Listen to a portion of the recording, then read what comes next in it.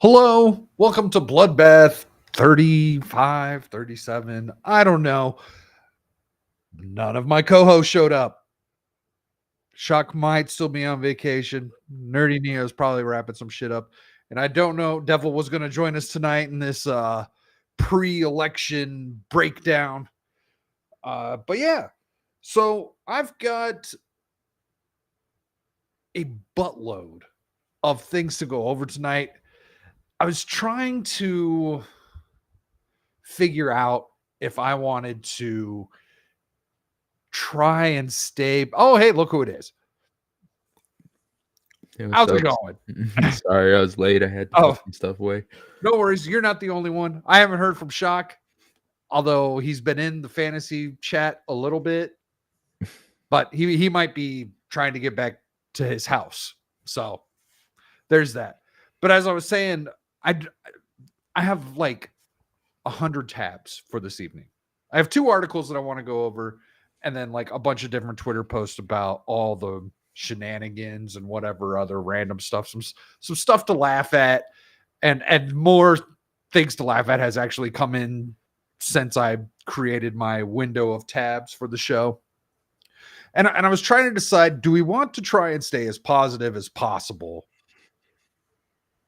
before moving into tomorrow? It'd be fair to try. We'll see if we can accomplish it. So I see Gal is in the chat, and yeah, I'm sure she would Troublemaker. root for the positive aspect. These FBC, please do. Yes, we were very late. And also, like, so there was this weird time change thing that doesn't happen in Arizona. So I think this is the time the show normally starts. It's an hour later for me. I don't know. And then Kel says Joe Rogan Trump endorsement and YouTube. So I know I saw the tweet. I saw Joe Rogan say, yes, this is a Trump endorsement. But what about YouTube? Like I know Elon was on the old Joe Rogan show today. Or was he? We'll see. Yeah, he was on the Joe Rogan show, and they were talking, and Joe Rogan agreed with him when Elon Musk said, if Kamala Harris wins, this is the last election ever. The last real election were his words, because of they will legalize all the illegals in the swing states, therefore making them a hard blue, and that's over. Oh yeah. That's what they've been intending for a while to do. If they get 4 more years, they're definitely going to do it. They would have plenty of time.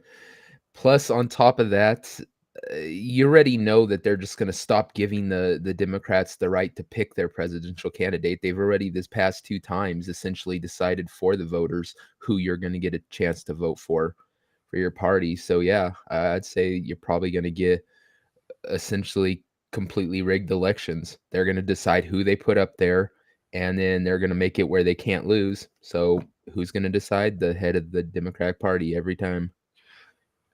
How long do you think they've been planning this? Do you think years? Because it was before Trump was even there, because we had a border problem. But like Trump 2016 was all, hey, we got to close the border. So do you think maybe they saw what happened in California when Reagan did the whole naturalized thing, and California went hard blue at that from that point on, and they were just like, we should just do this? It could be. We know that they like are dirty-handed like that, because that, I mean, look what they did with the black vote. They were racist and wanted to take away blacks' rights all the way up till they said, "You know what?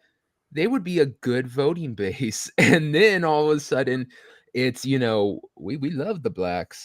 So yeah, if they're willing to do it to the blacks, you don't think they'd be willing to do it to the Hispanics? I But know. yeah, I told you we weren't gonna do it. What the hell? Well, okay. Before we transition into something a little more positive, I've got some really funny shit. Let's say hi to the chat. We got Professor Savage, Dad. How you doing, Savage? With all his gay dog whistles, he seems to know them all. Like I said earlier, we have Cal in the chat. We've got Gal. Hello, Gal. We'll switch it up here for you. We got the Smoking Lesbo. How are you doing, Smoking Lesbo? And I know there's one more. Mike has bad knees. Good to see you again, sir.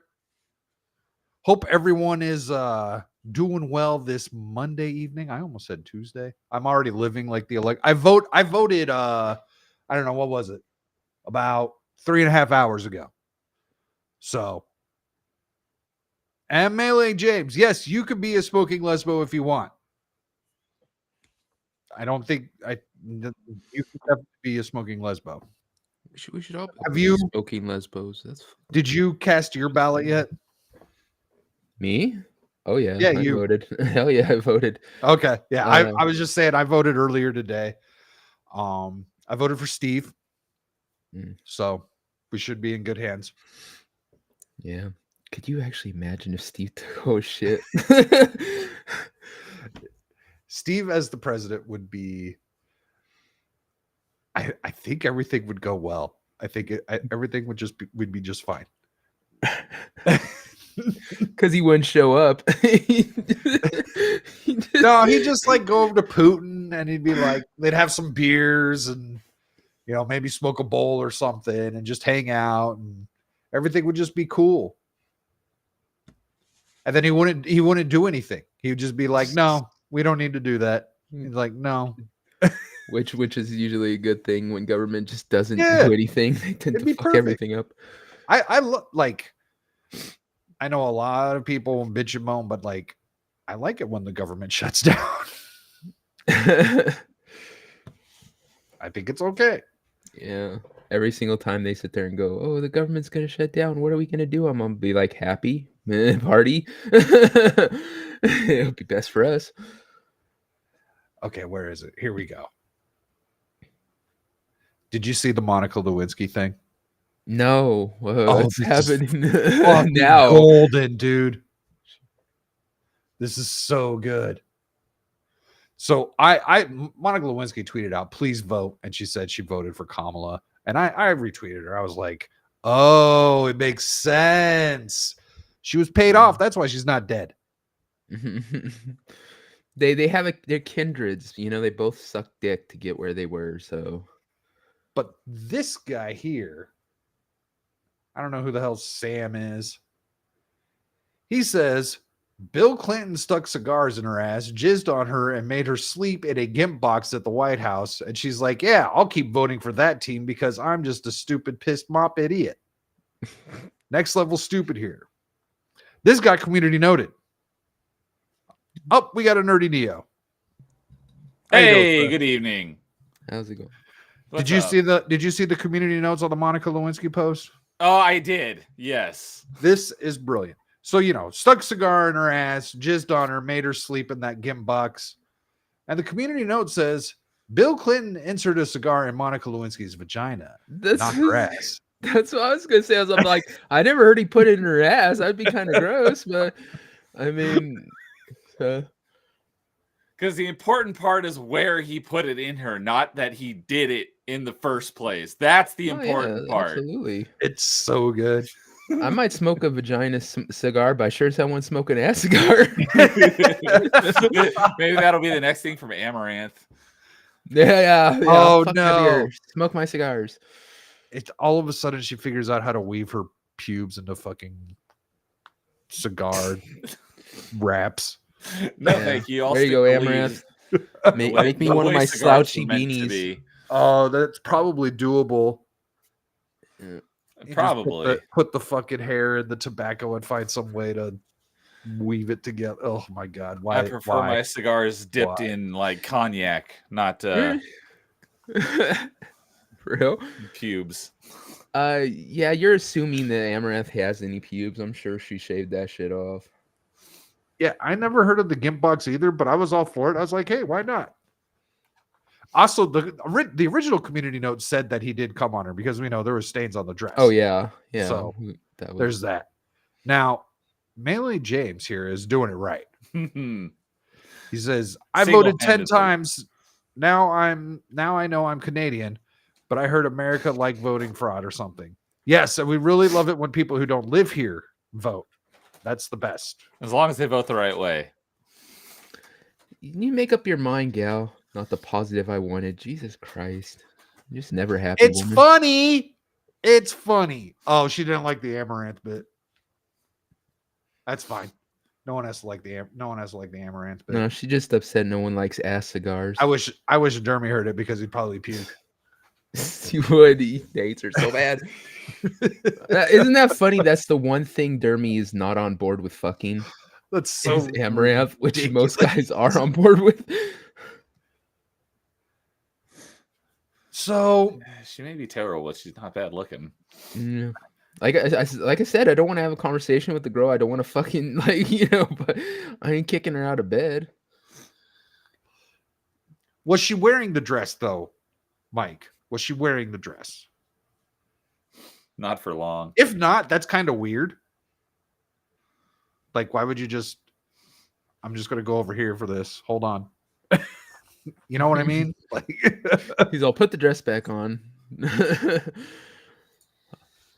No, I like and I don't care. Community note the shit out of it. We don't know what the hell they got up to. No Just shit. because the some stuff we know about, he could have very I doubt there was only one blowjob. I doubt there was that only the one time that right? he Yeah, we have no so- idea, and she's obviously paid off because otherwise she'd be dead. Let's be honest. She would have suicided herself twice in the back of the head while hanging from a tree.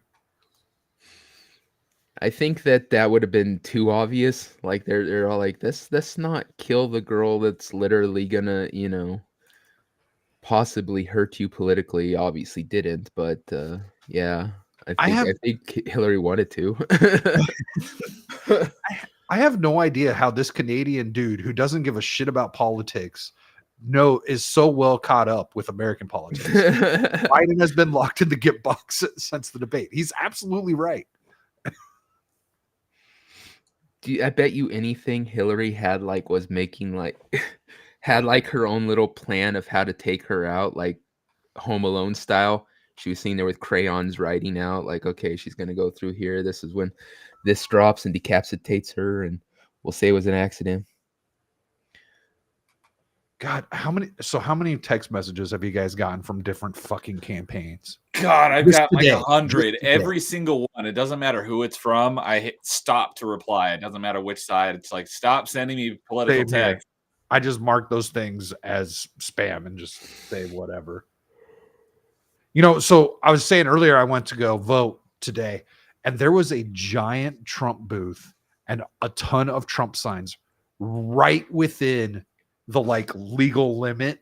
Like they were like 10 feet away from where I parked to go vote. Like, it was awesome to see. My area is definitely I know my area is red as hell. So there was not a single Kamala thing out there at all. So I saw something pretty awesome this weekend, and I recorded it. It was when I was driving, and there were a ton of cops around, so I was trying to be very discreet about it.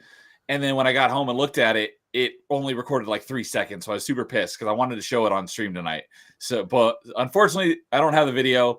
But on Saturday, there was a 2-mile long Trump caravan parade going from one of the major boulevards onto the freeway and a couple miles on the freeway. It was nuts. And that's here in Sacramento, California. Wait, it was in that area? Wow. Yeah. I was this is awesome to see. Wow. And then I saw more on Sunday as well, but not as much because I wasn't out as much. But yeah, it took I was it was Saturday afternoon. I'm like, why is there so much traffic today on this road that I'm often on? And I started seeing 1 or 2 or 3. I'm like, man, there's a lot of Trump flags all over all these cars. And then I was in left lane, so I was ended up passing a bunch of them. I'm like, oh, they must be doing a parade or something. And I got on the freeway, and there was tons of cops because there was this half-mile long stopped on the freeway waiting for more people behind him to catch up. And then once I got on the freeway, there was another mile of cars on the freeway, all with Trump flags all over. It was crazy. Yeah, that's the thing is you'll see people are excited about supporting Trump. You see tons of Trump flags on people's houses. And like I said, I'm in California, but the area I'm in definitely is not blue in any way. But you'll see houses with flags, you'll see signs in the yards, you'll see bumper stickers, all for Trump. I haven't seen one thing for Kamala Harris, but still somehow she's supposed to be this. I mean, if you Yep. have the whole apparatus of media, government, everything behind you, and all she can pull off is essentially being close to him or tied or whatever, it shows you just how weak they are. They have to have this massive fucking machine backing them just to be half or equal popularity to him. That shows you just how powerful he is, that he does it all on his own. He doesn't need a media to back him. He doesn't need politicians to back him. He doesn't need all that. He just does it on his own. Yeah, I think I've seen one Harris Wall sign. It was out on Halloween. I saw one in front of this house. I'm like, yeah, you guys are morons. So Mhm. But I've I seen don't about see a lot of Trump 3 signs either in this area, but I saw that parade of Trump cars, and that was pretty awesome in Sacramento. Yeah, I was gonna say I've seen about 3 wall Harris wall signs in people's yards this year. Definitely. So last election, I was driving like, oh my god, I was driving like full time for Papa John's, right? I was Mhm. delivering pizzas last election, and it was 10-1 Trump signs to Biden signs on houses, right? Not just down the streets or whatever, like on actual houses. As a matter of fact, 2020, I was delivering on Halloween night, and people were incorporating their Trump designs with their Halloween decorations. Like, it was really neat to kind of see that. Mhm. Don't see that much energy around here this time, but I'm not out as much as I was the last time, obviously. So I don't know. There are a lot of like what looks like homemade signs on the streets in support of Trump, which is kind of crazy. Like, it looks like people were just like painting them and putting them on the side of the road. But yeah, Yeah, I said this about the last election. It's like, but it's way more so in this one. In the last one, it's like no one actually voted for Biden. It's like everyone voted against Trump or for yeah, Trump. yep. And it's Yeah. even more so relevant this time. It's like no one is actually supporting Kamala. They just hate Trump. They're just voting against Trump. Doesn't matter who the other person is. I think that's been the big thing with this election for me is like, can they capture the anti-vote energy like they did last time? Yeah. No, I don't think they have that. I I don't think don't they think have that. either. They have the TDS people in the bag, right? Like, those people are guaranteed. We'll see a few of them in a bit here. Because there's Charlie Kirk put out a great fucking mashup of all the work he's done over this last year at the campuses. But that's all they got. They got the TDS people, and then there's all the people in the middle who were quote unquote undecided. I don't know how much I believe that. You know what I'm saying? Yeah. Like it. I feel if you're undecided at this point, you're not going to vote. Yeah. Probably. I agree with you. They don't have the anti-Trump vote they did last time. They do have an anti-Trump vote. I'm not saying everyone that's disappeared completely, but a lot of the people who were voting against Trump because they just hated Trump, they have to pay for groceries too. I just don't see them. It was easy last time to fool them into thinking that a vote against Trump is still gonna end up good for you.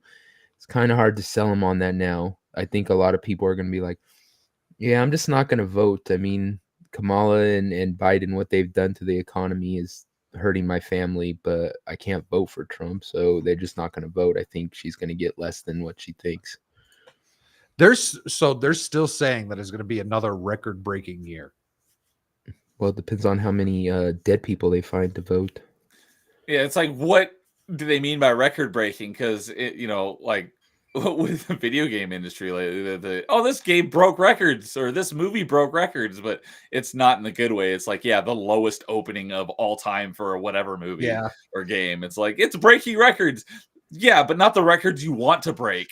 I think they're expecting a bigger turnout than last time. Man, okay, in the break room. Hey, I thought we were staying positive here. Yeah. All right. Oh, they'll get them both. You think that they're picky about it? No, in the break room, for some reason we had NSNBC on, and I was sitting there, and Is they that did this. normal? No, usually we have some sort of sports on. I don't know who turned Okay. it on, whoever it was, fuck them. Anyway, but it was playing. I'm pretty sure it was that, and they were doing this thing where they're sitting there and they have some election guy from Georgia, and he's sitting there saying it's impossible to steal a freaking national election. I'm so smart, fucking little prickbag. And I'm sitting there like, you're a dumb motherfucker. It's actually extremely easy because you don't need to steal the whole country, you dumb bastard. You need to steal like a couple counties. That's all it is. A couple states, you take their biggest counties, you put some fake votes in there, you do your shady shit there, you've won the state. And that's all you have to do, win a couple states. It's not hard, and it's not set up, and it can be coordinated, and you're full of shit, you dumb piece of crap. So I'm sitting there in the break room, like literally losing my mind, wanting to just punch the damn TV. Thanks for making it where I'm gonna watch that tomorrow. That's very kind of you. So yeah, it was lame how much desperate they are because they're already setting it up that if they do lose, all of a sudden they're it's gonna be Russia again. But if they win by shady shit, they're already setting it up so that they can once again start say, "Oh, you can't steal an election. That never would happen." Yeah, and especially with I've been hearing a lot about it still. They still using those Dominion voting machines? Yeah. Because didn't someone come on? I have stuff on that. I have Okay. stuff on that. I was gonna say I didn't see it. I just saw a headline or something. It's something I wanted to look into, and I totally forgot about it. But wasn't there like some stream where they had just some like not every day, but some guy who just like knew code and he like hacked into a Dominion voting machine like live on their stream? They to show do how that. easy it is. They do that every year at that. What's that? DEF CON. At DEF CON in Vegas. Every year they've got their black hat hacker convention, and they go and they hack the fucking voting machines, and they just did it just a few months ago, and everyone's all like, well, it's too close to the election, too late to fix it now. Yeah, it's like, but I don't know if you guys saw this is happening in Tennessee or Kentucky. This is Kentucky. Oh god, this annoys me. I seen this yesterday. No, I saw this yesterday. Their people's ballots are coming with a little dot in the Kamala box, and if you get that, you have to get a whole new ballot because the device won't read this. That's not what my ballot looked like, but yeah, I hate it when people say I seen this. It's like, no, I saw this. Gal knows what I'm talking about. Oh, of course. Wouldn't you say I have seen this? I have seen or I saw this, but not I seen. I hate that. The one what was the one? You could use the I don't get butthurt when people misspeak or misspell shit. It doesn't bother me. It bothers us, dang it. Oh, that's interesting. So you're as broken as her. Gal says you can correct their ballots with the line. That's the paper ballots, which apparently you only get in Colorado if you get the mail-in ballot. So yeah, this is just one way that it's just funny because, like, as this person points out, that ain't no random mark. It's like center bottom. That is right in the freaking middle.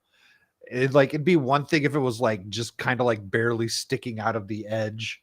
Like a drip of ink leaked over. I just noticed that they spelled Kamala like terribly wrong. I know. They spelled it Camilla. That's great. Uh-oh. I've learned a new phrase. Oh no, I didn't know Kay was here. Maybe I shouldn't have said anything. Yes, she did. There was another one that I've been seeing a bunch lately. Face next to Kamala and a smiley next to Trump. I wish we voted like that. I've seen lose and loose a lot lately. That one annoys me out of me too. There's one other one that I've been seeing lately. I seen it. Yeah, I saw this. It's like, oh god. Unless you're doing like the meme of like Craig from The Office. I seen it. It's SEEN''T. So I wanted to share this. To me, this seems like has been the unofficial Kamala Harris, like, what's the word? Theme for I her like that campaign. emoji for Tulsi James. I approve. I feel like this has been the unofficial Kamala Harris campaign theme, and Charlie Kirk knocked it out of the park with this little mashup he put together of all his events that he did this summer. I haven't watched this one, but every time I see Charlie Kirk clips come up, I basically skip over it because the cringe coming from whoever he's talking to is just like I can't handle it. So I haven't watched any of these. Then you might want to leave because that's all this is. It's a secondhand cringe.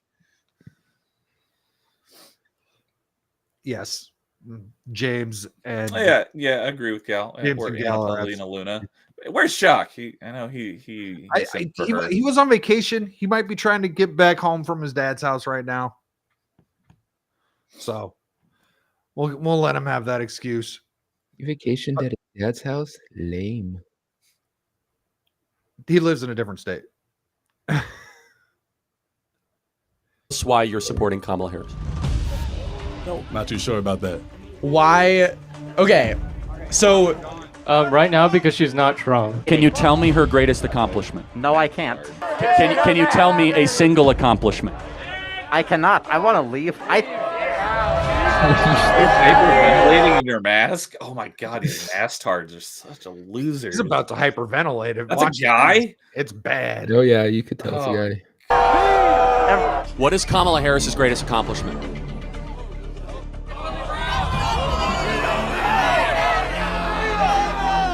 See, that question. You can't. Okay. Name an accomplishment of hers. An accomplishment of her? She got in. She in when she was the Hey. What is her greatest accomplishment? Could you imagine wearing that shirt unironically? No, God, this is so crazy. I've thought exactly about this. I haven't actually like talked to any like Harris supporters, but if I did, I'd probably piss them off. But just be like, give me one reason why you're supporting her, and without mentioning Trump.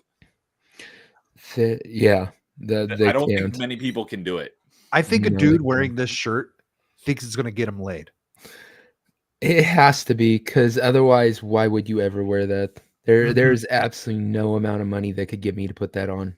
I don't think I've ever bought a shirt with the idea that, oh yeah, that's the one. Okay, you're so right. They did. Yes, they did. I do dislike it when they add music. Music manipulates people. Oh no, Joseph Gordon-Levitt wore a hat with that today.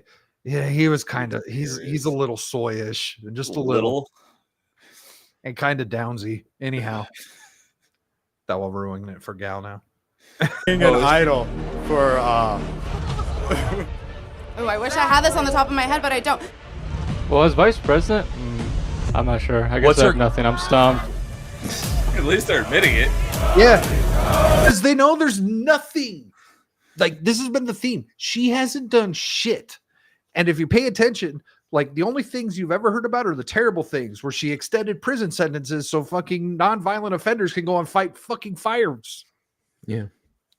Her record in when she was Attorney General of California is absolutely abhorrent. She did such a shitty job. She did, and they've been running away from it since the very beginning. It's remember when Tulsi Gabbard essentially called her out on the debate stage when she's running for that was gold. First time? Yeah, totally tore her apart. So they've been running away from her record since the very beginning. The only thing the bitch has said every single time they put a camera in front of her is, I was born middle class. Like, I've heard that come out of her mouth like 4,000 times in this election. It's ridiculous. She has nothing else that she's done, nothing else that she can back her arguments up with or get people to support her. You're right. The only thing she has is, I'm not Trump. And like we said, we just don't think that's going to work this time. she locked up lots of people for minor drug possession charges, though. Yep. And then she goes on and talks about how she used to smoke weed and shit. Go kiss my ass. What was that? I don't know. Hopefully, I'm not spoiling it if you had it lined up, but there was a great line from I think I don't know. It was some old white guy. I don't know if it was Walls or her husband about putting your head down and getting to work. That was great. No, I didn't grab that one. And I have other. I keep the blowjob related stuff for pregame. Okay, that makes sense. There's some weird blowjob stuff that's coming up this Thursday. Even Donald Trump is in on it. Did you guys see him blow the mic and give it a handy? No. I think so. I saw a clip that looked like it. I just don't know if it's the same one you're referring to. I've literally tried to stay away from anything political today since I know we're gonna get so much of it tomorrow. Yeah, I know. And one could only hope it ends tomorrow, right? Like, yes. Hope so. So I literally just got 2 phone calls. It's 8:30 where I live. I got 2 phone calls begging me to go vote for Trump. They left voicemails. Please go vote and help Trump win tomorrow. If you don't, it could cost us everything again. That website is swamped at Vote USA, whatever. You know, like they are begging people, like they are hitting it hard. Oh yeah. We cannot heal our country until we defeat the Democrat Party this November. My number one mission is make Donald Trump go back into the White House in November. Why should I vote for Trump? Can you kind of give me your point of view of why I should vote for Trump? I am thinking of voting for Harris, but I am open to be proven otherwise. Could you please explain why under a Trump presidency would be more beneficial to me than a Harris presidency? I want to try. So before we see what his answers to these questions are, the biggest problem is these are the dudes that don't vote. And he's surrounded by thousands of dudes in red hats. Yep. So I don't know, man. I hope he put in a lot of effort and I hope it's worth it. I hope they turn out. Try to win you over as a liberal for Donald Trump. Why should I vote for Trump? There's no guesswork in this election. We know the type of president that Trump was and that he will be. There are 3 things I want you to think about when voting for Trump. Home ownership, border, war. 3 objective things. People remember the Trump years better because they were better. Kamala Harris will destroy this country, bring us closer to World War III, allow 30 million illegal people into the country, and bring us to a great depression. She's already wearing like a Trump shirt. I don't know what the fuck that is, but it looks weird. But that's some sort of Trump shirt. Like smoking something? Maybe. I don't know. Donald Trump will restore the American dream for your generation. When I decide, just in case, can I have a hat? You can have a... Why would you want one unless you weren't going to? He'll probably burn it after if she loses. He'll see one of the meltdown videos that we will see flooding the internet of people crying and saying, "Fix this." You know, according to Camelot, the local internet whore, the Trump hat helped him get laid. I don't think he really needs help from the hat. You're right, but they would say something about it in a negative manner, and then he knew from that moment it was done. A hat. So which way you leaning? Can I get a hat? That's a good answer. I think you've convinced me, so thank you for that. God bless you. So, yeah, that would end up leaning me towards the Republican Party despite myself being a liberal. How are you leaning this election? Well, after what you said, Trump. Let's go! I'm talking to voters of this country that will determine the future of Western civilization. That's what I'm doing here today. We had a clip from that broad. She was a nut job. Oh, that blonde. That was from a few weeks ago. Yeah, that blonde. We're gonna make America great. So here's the thing. Do we know where this was? He all over the country. He was at ASU. Gal was saying he went to Montana University. Or University of Montana. I don't know why. Montana's pretty fucking red, but he went to ASU and he had thousands of kids out there, and it was hot as balls when he was here. So is it ever not? It's not right now. Today it only got up to like 69. Huh. Giggity. Oh, I didn't know he's centralized in Arizona. That's cool, I guess. I don't really care about Charlie Kirk. But he was putting in the work with the college kids. Hopefully they go out and vote. There is one side of like those people that were all like, can I get the hat? They're surrounded by a bunch of Trump supporters at that moment. It makes it very easy to do it. We'll see what they actually, if they've got the balls to do it when they're at the fucking in the ballot booth, you know? Mm-hmm. Yeah. Oh, I'm sure you probably have that that ad from them about like the for the wife, like, you know, you don't have to tell your husband who you're voting for ad. Yeah, we talked about it. That one. That ad pisses me off. Oh, you talk about that on pregame? Yeah, I think we talked about it on pregame. Because that's a very big social aspect of like, it's okay to lie to your husband. Yeah. You don't want him to know what you did. And then there was another tweet. I don't think I got it, but someone, I think it might have been a troll account, but they're all, I was voting today and I saw a man and an old man and an old woman voting, and the woman was crying and it said something about like, if you vote for Trump, I won't hurt you later, or something like that. Like, it was very on the nose, but not really. But yeah, like, could you imagine being in a relationship like that, and what, male or female, and you've got like that kind of secret, like you can't tell the person you love who you're voting for? Yeah, it's like, sounds like you probably don't have a great relationship. That relationship is destined to be doomed. It's like the other bitch in the other video we watched on Thursday about how she got married knowing she was going to get divorced. Yeah, I'm sorry. I guess I shouldn't be surprised by something like that. They've proven that Sucks, liberals are much more prone to having mental illnesses and shit. So if you're looking for a threat to a spouse, look there first. So you know what? Since we're gonna keep it positive, this happened over the weekend, and this gets me really excited. Ron Paul says he wants to join Elon Musk to cut government waste in second Trump administration. Would be great to have Ron Paul as part of the Department of Government Efficiency. I'm all for the Doge department. So stoked on that.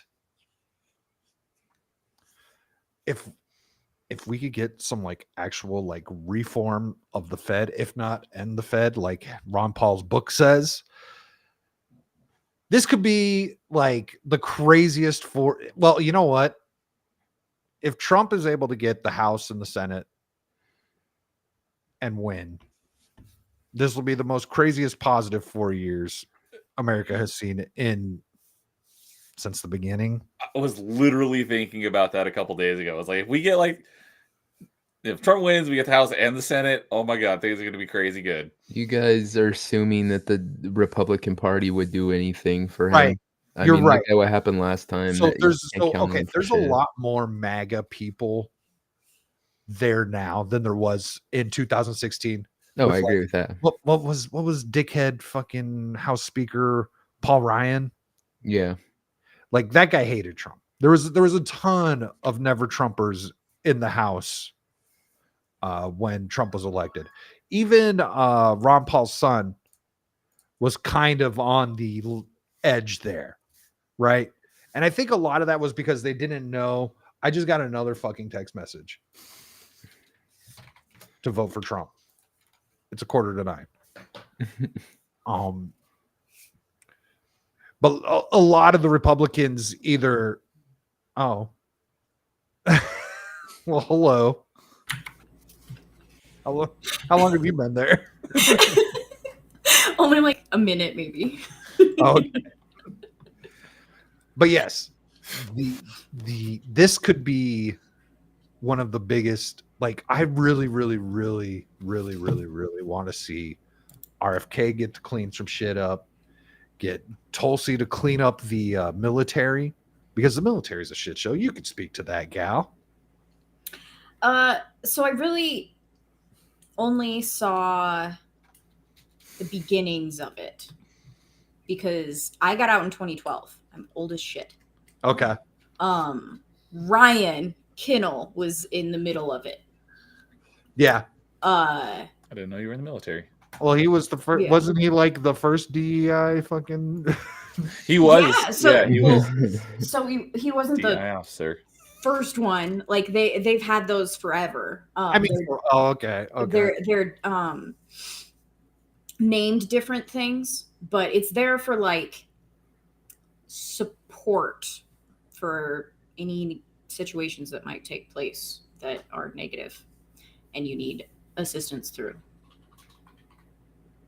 if you're picking up what I'm throwing down. But there's other things like men and women in the same space, you're going to need something like that. But the things that I would see was just one of the biggest aspects that I hate about women is them manipulating the system. And there was actually a situation where I knew that there was a staff NCO, like a staff sergeant, so like 3 ranks higher than me at the time. He wasn't necessarily always appropriate with me, but he was married, and I like gross. And we were on a training operation, and there was just like this whole thing where everybody had to do a 24-hour or like the night watch at the our training where our training stuff was set up, and then everyone else was out on liberty. I, to my core, refused to be seen as anything but like one of the guys, essentially, to where like I'm not going to use my womanly wiles to get out of anything, because my male counterparts cannot get out of things because by their gender.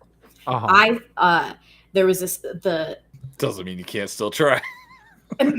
So I was actually on the schedule to be the last night that we were there on location. I was supposed to be part of the night watch. It was just going to be me and one of the other Marines. 20-to-1 ratio. That means that I'm going to be there with another male Marine. And this was staff NCO was the one that was doing the schedule, and it was, for some reason, it wasn't explained to me. I was no longer on night watch, and I'm just like, I'm not going to give you any fucking favors. Like, don't treat me special just because I'm a woman, just because you're trying to get in my pants. Like, none of those things. Like, I was not having any of it. Well, at the time, I was communicating with my roommate back at our actual unit, and I thought I was DMing her. I was not. It was on my page. And I was like freaking out. I'm like, I'm not gonna give you shit, blah blah blah blah blah blah. She deleted it as soon as she saw it, but it was seen by people, so I ended up being on night watch, but where there were 2 male Marines there. And supposedly the reason was because it seemed inappropriate to have 1 male and 1 female.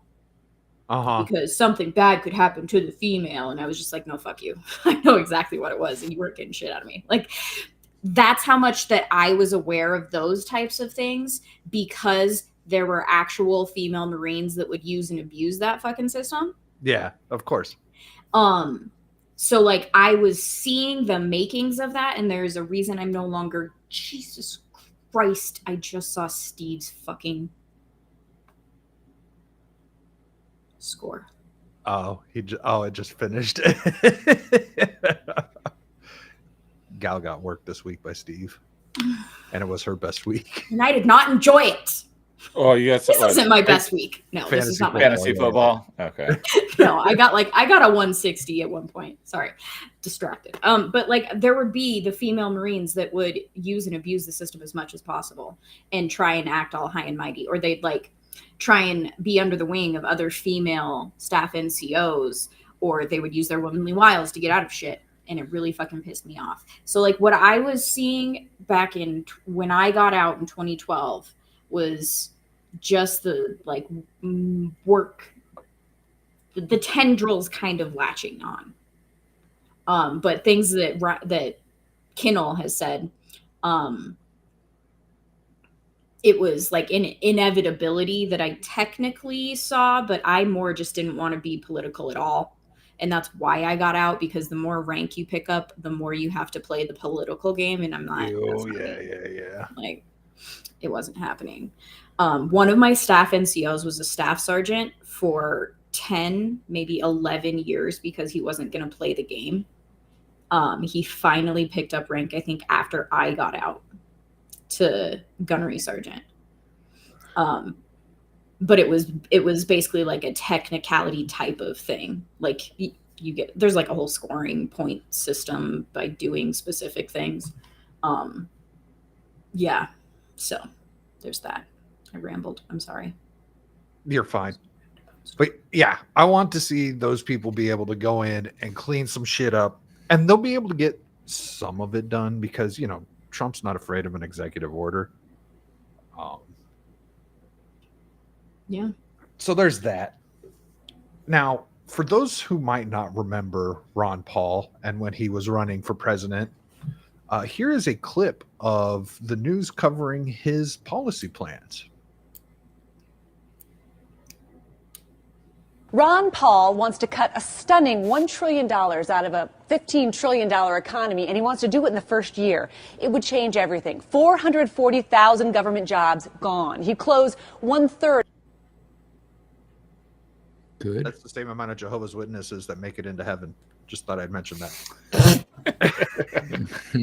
Of the cabinet level departments, commerce, education, energy, HUD, interior departments. He'd also shut down the TSA, close that completely, moving those responsibilities, he says, to the private sector. He'd end funding for foreign wars. He would cut foreign aid. He would cut defense, and he would bring spending back to 2006 levels. Look at this chart of his economic plan. This is his spending. It shows spending dropping off a cliff. Look at that compared with the president's proposals. That drop off would no doubt be felt by everyone. He also wants to reform, not even reform, end the Federal Reserve. He says the Fed is distorting the value of the dollar. He says the Fed printing money to respond to the financial crisis is making the dollar worthless and will cause dangerous inflation. He'd kill what he calls Obamacare, and he wants to repeal financial market regulations. Now, on taxes, Ron Paul doesn't believe the government should have your money. He would extend the Bush tax cuts. He would end the capital gains tax. He says that punishes you for success. He would end taxes on tips. He says it's really important for... This sounded familiar, isn't it? Yep. I'm failing to see the downside here. Right? Sounds great to me. Working people and for students not to pay taxes on their tips. He says it's immoral to tax seniors for Social Security benefits, and he would lower the corporate tax rate to 15%. He goes beyond just lowering taxes. He would support a Liberty Amendment to end income taxes and to close the IRS for good. Basically, where's the downside? I'm going to need 38 seconds. Hold on.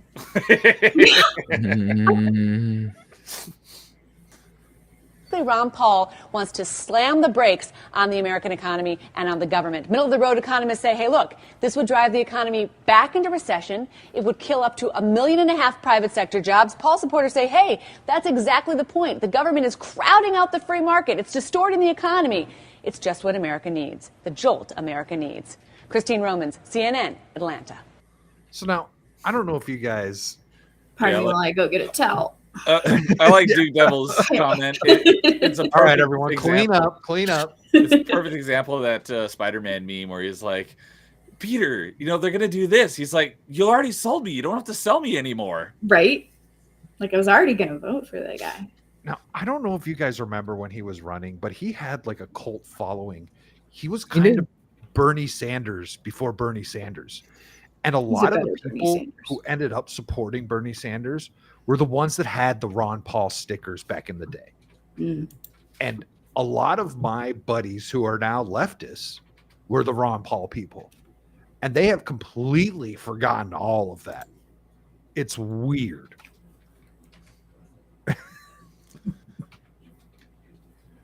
I don't understand it. Like, I can't even bend my mind around that type of thinking. Yeah, I don't know how they went from like get rid of this government, all this govern me government harder, stuff daddy. to yeah, exactly, govern me harder, daddy. Yeah, like I don't understand how you go It's from TDS. one end to the other. Yeah, it's just like yeah, TDS. I TDS can't is even you're right. wrap my mind around hating some that much. Like I probably hate Kamala, fucking Hillary Clinton that much, but not enough for me to completely throw out my every thought. Every thought of reasoning. Yeah, you're right. That's the Boggles thing my- is wouldn't there's hating people to where maybe you start seeing a policy a little different, than there's literally changing your entire thought processes for everything to that point just makes no sense to me. Yeah, it's just like I think it was a couple days ago was the 25th anniversary of one of Rage Against the Machine's like biggest albums, and everyone was roasting them for being Rage on behalf of the machine. Now, Yeah, Rage for the I Machine. missed that. I would have loved to have joined that roasting. Or what about Green Day? Green I Day's always seen there hated supporting Kamala. Yep, the Green Day same too. That the Bush's VP is now supporting, and they made a literal album about how bad he was, him and Bush. Cheney and Bush are the devil. Cheney and Bush are the devil. Cheney's voting for Kamala. Oh, so are we. It's like yeah. And now they're all like, look, even Cheney agrees with Kamala. Motherfucker. Like, that's not a good thing. I went to a concert and saw you guys talking shit about Dick Cheney. Shut the fuck up. Fat Mike from NoFX is the worst, man. He's such a Punk rock hypocrite. has always been a bunch of fake dumbasses.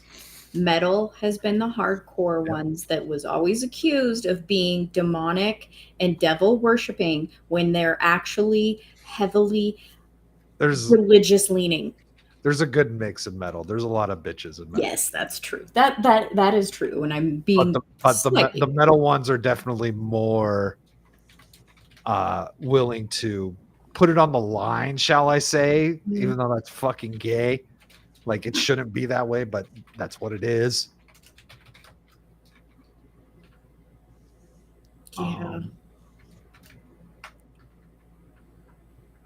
You see, I'm trying to keep it real, just for Gal. You guys see how CNN busted Kamala?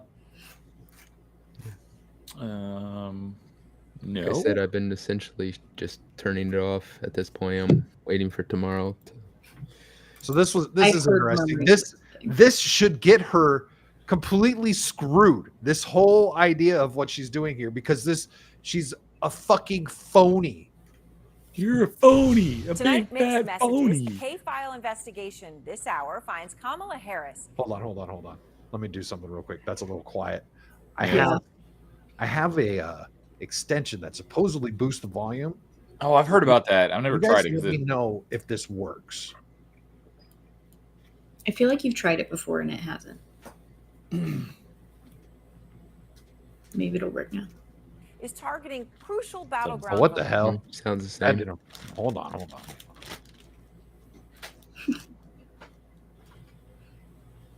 We'll give it a little more juice. That's what she said.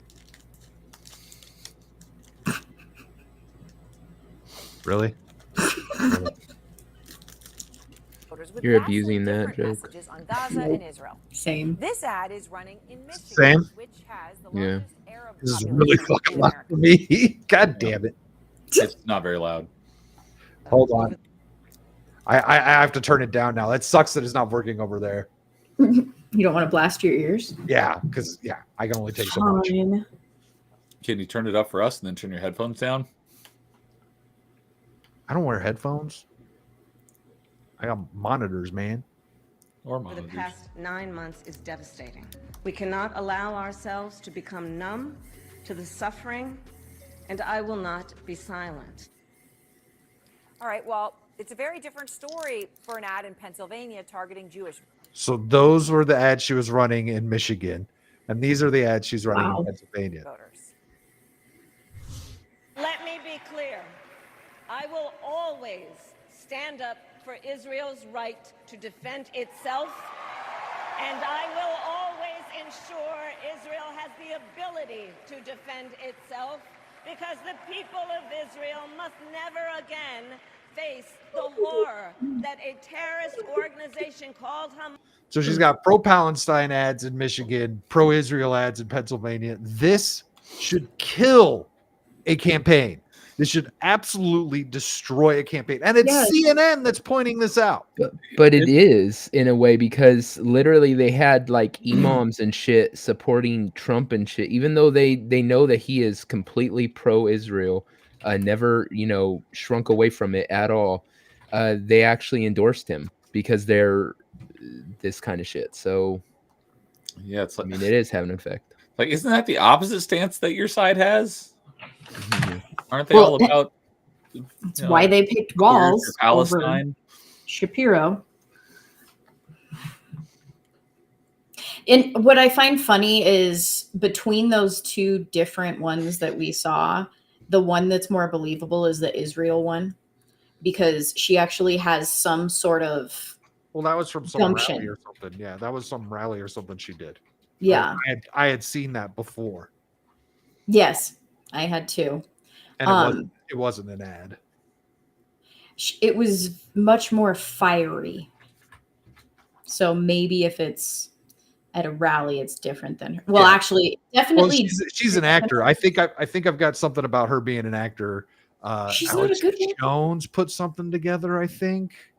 If she is, she's not a good one, because I get her ads on YouTube all the fucking time, and that woman cannot memorize a singular full sentence without having to read the script. You just watch her fucking eyes, and she goes back every 5 words or so. It is awful. 32 days. Unscripted, she is no better than Trump. Trump has he's good at giving speeches and getting people riled up and happy, but he does kind of lose his trains of thought. And he does sometimes, that's why he has all of his mannerisms that he keeps going back to. He's not the best at delivering speeches. Not a big deal. She is just as bad, if not worse, but they'll sit there and act like she is so inspirational. She's so, oh God, she's so good at this. No, she's not. She's absolute shit. That's why she awkward giggles all the time. That's why she didn't do Rogan. Yeah. She can't freeball. More than that, definitely. He comes off more real, though. Because he really just is being real. So like when he flubs or when he loses his maybe train of thought, even in his ads that I would get, there would be noticeable times where there's kind of like a hiccup with it, but he kind of just rolls with it. He doesn't freak out. He doesn't panic. He just like humans through it. He doesn't even do ums or ehs or anything like that. You can just kind of see him. Okay, calm down. Keep going. And it's just he is a leader because he is able to do those things. In the heat of the moment, I want someone who's able to calm themselves down and continue a thought or continue a conversation with someone. She can't fucking do that. And it's clear. She can't, she doesn't know what she's talking about, and she always has a script, and she can't even go off of it for a second to vamp. Like that one where the prompter fucking broke and she kept saying like 32 days. Yeah, It was so cringe, and it was because she doesn't have a singular thought in her head. Yeah. The fact is, it makes him more relatable. It makes him people feel more connected to him because he sounds like your friend who might be talking, maybe, but it's. I was gonna say, when you mentioned the reason she didn't go on Rogan, it's not just that. The reason she didn't go on Rogan was because her numbers would not be near as good as Trump on Rogan. Yeah, and that would have been embarrassing as shit. Yeah, for her. I think Frank B has a point here. Camel is just smart enough where she learned she could get away without studying and didn't learn how to focus. And I think a big part of that is because she never fucking earned anything and everything was handed to her. Yeah, she's never had to achieve anything because she's always sat on, I'm a woman, I'm black, You know, so why would they ever hold her up to any standards? She's never had to accomplish anything. She's never had to answer for anything. She's been just handed it to her because she was black woman. Here you go. A little bit Success. of a Haktua. Yeah, a little bit of that. And a lot of it. Savage also has a good point about the Muslims. It says for the conservative Muslims in America, they are far more worried about their kids being infected with the leftist mind virus. Like I agree, but like they've been voting blue for quite some time, been kind of waiting for that to catch up to them. Is it now? I don't know, because all the Muslim Congress members are far left. As a matter of fact, I think some of them got voted out in their primaries this year. Looking at the squad. Well, the thing is, intersectionality was always going to blow up like this. It was always strange bedfellows. You know, they're all like, "Oh, the gays for Palestine." Yeah, where they'll throw you off the roof. You know. Yeah. No one can win that. Yeah, women for feminist for militant black men. How's that working out for you? You know, when you're slapped around. It's always just been this loose connection that the left desperately wants to hold on to. But the fact is, a lot of these groups don't like each other. So yeah, the Muslims do not like LGBT groups pushing this shit into schools and teaching their kids about gay penguins and shit without their permission, without their knowledge. And so yeah, I was always going to blow up in their face, this intersectional bullshit that we've been being fed for fucking 10 years at this point. So in effort to keep things positive and light here, getting ready for the big day tomorrow, Kamala Harris was on SNL this weekend. But I'm not going to talk about that. I've got another clip. I've got another clip, but I want to ask you guys. Expectations diverted. Is SNL subverted actually laughing with Trump in this clip? Oh, is the one with Jimmy Fallon? Oh. The candidates are striking very different tones trying to get out the vote. For example, here's Kamala Harris. Your vote is your voice, and your voice is your power. What's his name? Who's that fat gay comedian on YouTube? Fat gay. He was on the Alex Jones show with Joe Rogan. Tim Dillon. He says he calls it whenever Kamala speaks like that, he calls it gypsy curses.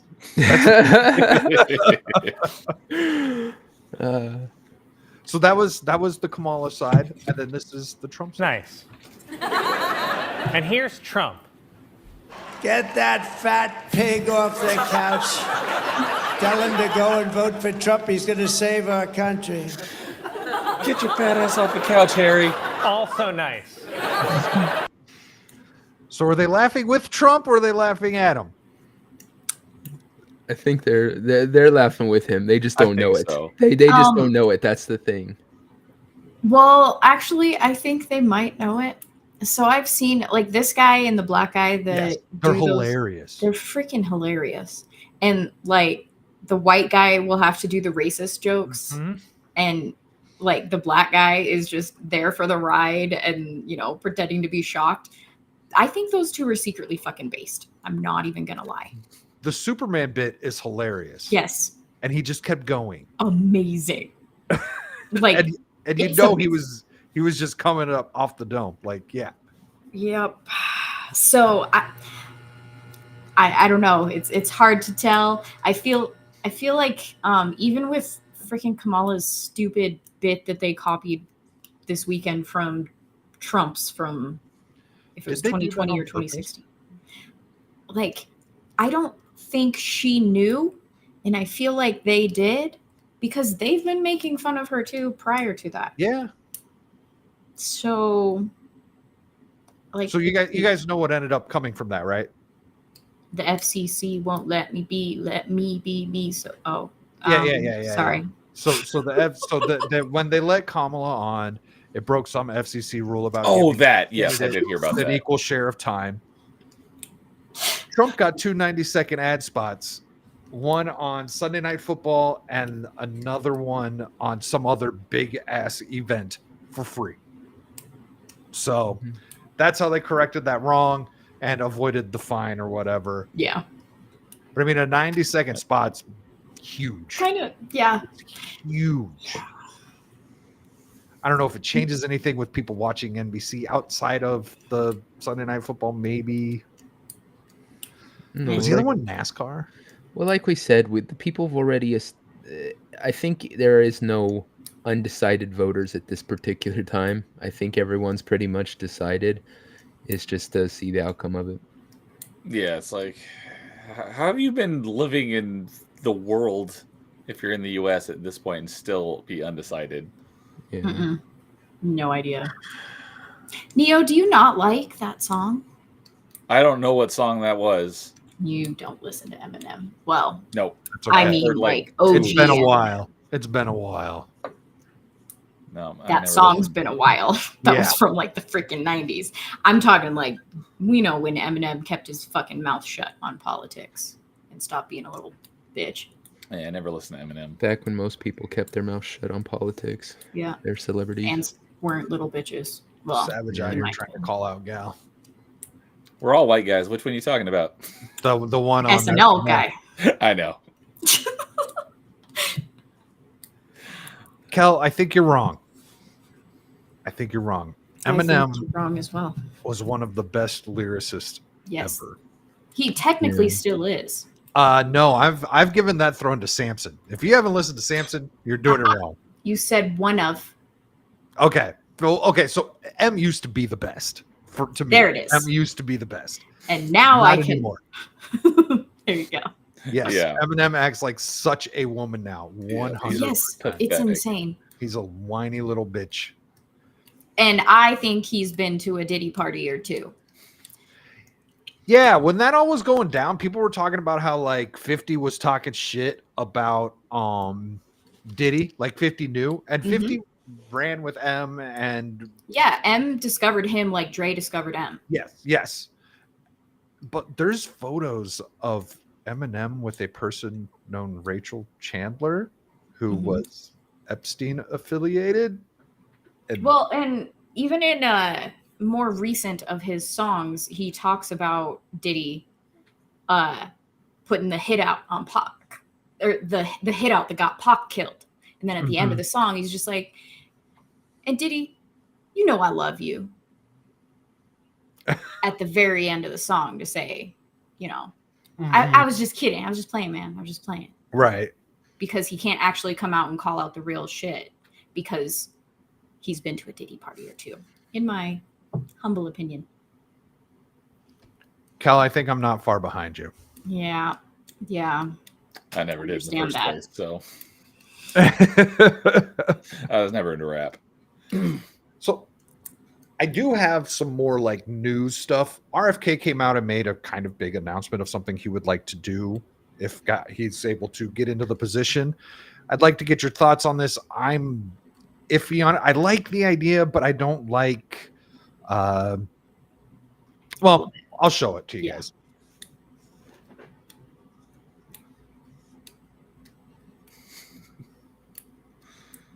I said, I did 4 in 19 months, and your network never let me on a single time.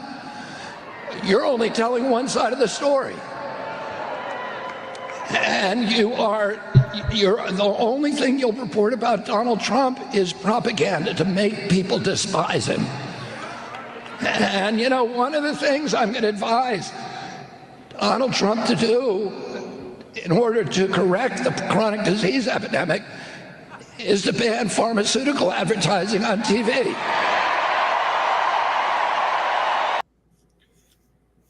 What do you guys think? Banning pharmaceutical advertisements on TV. I'm down with that. I They don't never do it in other understood- countries. Even like back in high school, I was like, I don't understand like why this exists. It's like you shouldn't be going to your doctor and asking like, hey, do I need this medication? They Based on should a be commercial. prescribing what they think you need. Yeah. Who are you advertising to with that stuff? A long time ago, I had a friend who was dating a guy that was, he's living in the States, but he's from Australia. And when he first got over here, he thought it was so fucking weird and creepy that there were ads at all, but so many on our TV out here because they're banned in Australia from doing that. And From what I hear, most countries it's not allowed. yes. And so I was talking with my dad like the next time I saw him, and like he got really upset at the thought of not allowing it. He's like, this is a free fucking country. And like I see my dad's point, but it's also that was a long time ago. I don't know if he still feels the same. It's also big pharma and fuck big pharma. I should probably mute my phone. I'm sorry. I approve of your text tone. There. My bad. That DeMar Hamlin thing is weird. So here's my thing. I don't want them banning those ads because you know what it enabled, and I wasn't perfect, but it made it. We got to learn that your depression pills came with a side of suicide tendencies. Yes. So what I would like is I would like these ads to actually have to spend just as much time talking about the negative effects as the positive effects. It shouldn't be an afterthought. Like it should actually be like glaring letters flashing at the bottom to get your attention. This can cause these side effects. Big old letters. So like you have to say it at a normal pace at like, what is it, 60, 80 words per minute or something like that? Yes. Like, But not you could have fucking auctioneer. Yeah. Well, they speed through the side effects so fast you can't even understand what they're saying. Here's the thing, though. They could just pass a law that says doctors have to do that. That when doctors prescribe you a medication, they have to actually tell you what it can cause and stuff because they don't. Make it on the TV. It's got to be on the TV. It's got to be on the TV. I mean, they got doctors suck. People don't pay attention to commercials. But Devil, my dad specifically went through this where he was prescribed 2 pills that should never be prescribed together. And he had suicidal tendencies and anger issues because of it, because doctors fucking suck. I am so thankful for the medical industry for the shit that they were able to do with my brother. But doctors fucking suck because they also told my mom that had they caught it quickly enough, he should have been fucking aborted because he was going to be stillborn. And then he was given 3 months to fucking live. And then once he got past that fucking goalpost, they moved it again and said he wouldn't live to see 26. He's 30-fucking-7. Doctors fucking suck. So putting more on the doctors, and because of how many people they just have rolling through their office all the live long day, having it just be on the doctors is not okay with me. But I don't think commercials are going to do anything for it. I do. I don't think people pay attention to them. Most people don't. They go to the bathroom during commercials. They do a 90 other thing. They pick up their phone. They mute it. They do a ton of other stuff. I don't watch a single commercial in years. That we got my dad off of those pills because of a commercial. I could be wrong, but the fact that it could stop one person from being prescribed something that they shouldn't be prescribed, I think it should be. Well, then you're killing your own argument because you're saying that them running through the things at the end so quickly, like there is auctioneers, still had an effect on you. So what's the point of forcing them to do it for longer? Upfront. If you slow it, so like what you were saying about how people get on their phones and stuff like that, right? Yeah. So what that would do is if they slowed that down and they had to spend just as much time on the negative effects as the positive effects, yes, it would strike home more with the people who were maybe more on a subconscious level at that point in time. See what I'm saying? But what I'm saying is I'd just be just as more likely to mute them and not pay attention. Commercials don't really affect me. Them, you're not getting any information from them at all. Yeah. So it doesn't. Who pays attention to commercials anymore? Commercials used to be really effective. Who watches live TV anymore? Yeah, no one really does that. And well, so then I don't think it's. Then why do you guys care if it's on TV or not? There is another thing about that we haven't discussed about him banning the ads. One thing I want to say, bread and butter for the mainstream media. Yeah. Like, correct me if I'm wrong, I've never smoked in my life, but don't like cigarettes have like the Surgeon General's warning about it? Like, why don't they have something like that on? Like, and they're not allowed. Yeah, They're also not medications. allowed to advertise on TV at all. Mm-hmm. Now, Kay brings up a point here because she was watching that game where Damar Hamlin goes down and everyone thinks he might be dead. She says, I'm watching American TV, but in Canada, we don't get that stuff. Listening to the Elon Musk Joe Rogan podcast today, I discovered that America is like one of 2 or 3 countries that actually allow pharmaceutical ads. Yeah. Yes. I knew they didn't have them in England. I didn't know this until just like. But I also hesitate to follow anything that other countries do. True. Especially when it comes to banning things. I mean, that's kind of what makes America America. But if they ban them, I'm not gonna. It's not the end of the world to me. Yeah. It is against my libertarian values. Yeah. But it would be fun to watch too, because the news will panic at where they're going to get their money from. That's the big time advertising. Is it legal for pharmaceuticals to give kickbacks to doctors for prescribing their medication? Yes, it happens all. Yeah, but they time. find loopholes around it. That's what I thought. I know several nurses, and you know what? We might get to hear about some of that in the near future. So I think that would probably be making sure that doesn't happen. Probably be a bigger thing than advertising the downsides. Yeah, they can't give them money, but what they'll do is they can fly them out to Hawaii for to it's so just they like can video go game over reviews. They can go over the negatives and stuff like that. So yeah, come out to Hawaii. We'll comp your room. We'll pay for all your stuff. You'll get this massive vacation, and then you do like a 30-minute thing, and we'll talk about the medication and So yeah, they just find ways around it that they can sit there and essentially bribe doctors to prescribe this crap. They'll come into the doctor's offices and cater lunch and give them a bunch of free shit just to let them know that they're there. Yeah, not to Really mention quickly, pharmaceutical rep girls. Mm-hmm. I just saw Kel's comment about Lila Hart. She calls my brother her spina bifida buddy because they have the same issue. Oh, that's and she hears this so frequently on her comedy tours, the same exact story that my brother has, which is the same exact story that she has. They just have slightly different issues. Like my brother has 2 rods in his back, keeping his spine straight. Like that's why he's in a wheelchair. But the same stories that mothers are told, like abort your baby because this. And I think it's either like Iceland or Finland, where if your child was diagnosed with Down syndrome within the womb, it was required to abort the babies. And then in more recent studies, it has been practically impossible to diagnose that in the womb. So there's a country that made it a requirement so children weren't being born with Down syndrome, that were culling children based off of faulty data. They tried to do that exact same thing with my sister with her first daughter. They tried to do that exact same thing, and Emily came out just fine, and she's going to be the biggest pain in the ass for her mom, and it's going to be glorious. That's freaking evil. And then Kazal, are people this retarded though? Like, do they really see an ad and blindly follow the advice? Laugh my ass off. Have you seen the TikTok videos that come out of America? You know that Darwinism is a thing, right? I mean, technically, there's a reason that Darwinism is a thing.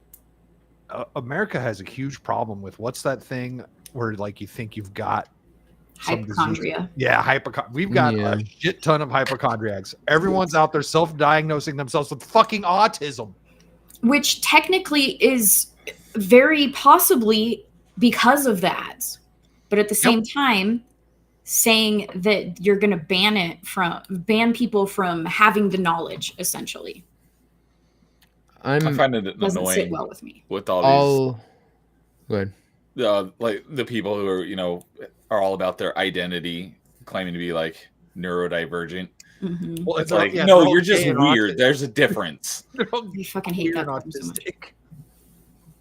It's like neurodivergent is a thing, but just because you're gay or whatever does not make you neurodivergent. Like, you know what I blame that on? I blame it on that fine. stupid freaking, was it called Divergent? That stupid book series that they turned into a movie series.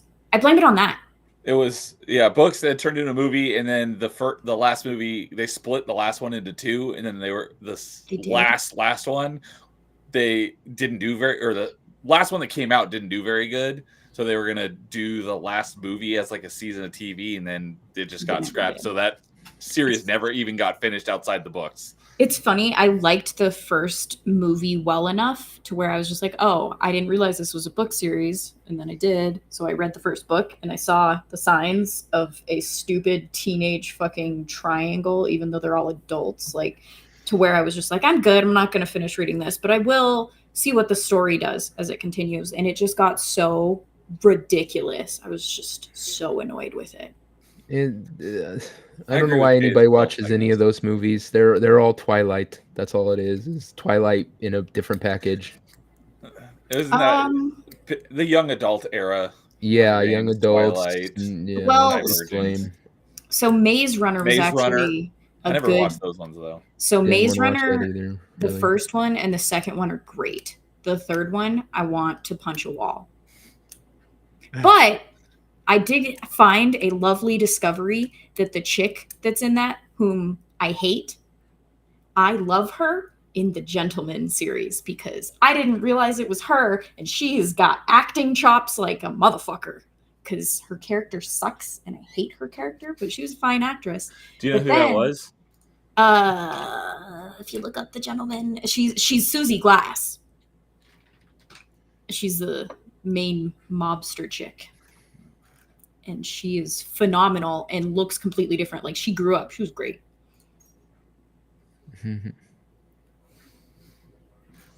What the fuck does that even mean, Sam? I know you're trying to trigger me. I don't know who this is. Kea Scordiliario? Something like that. Yeah. That doesn't sound familiar. And are you looking at the movie or the show for the Gentleman? They made a Maze Runner TV show? Gentleman, eight episodes. Oh. Yeah, I haven't seen the show, but I've heard it's good. But I did see the Gentleman movie. I'm assuming they're related. I think So they're not, but they are.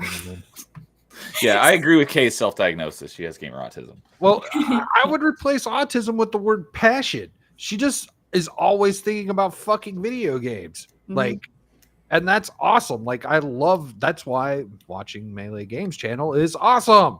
Mm-hmm.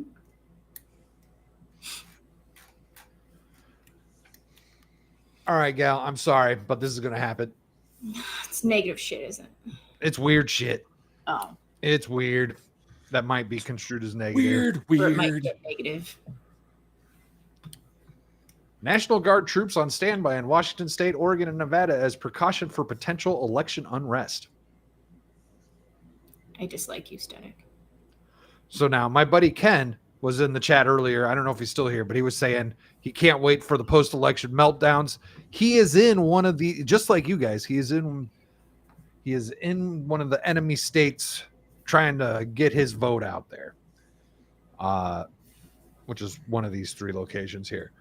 But so Nevada is a swing state, but these two are well known for Antifa action.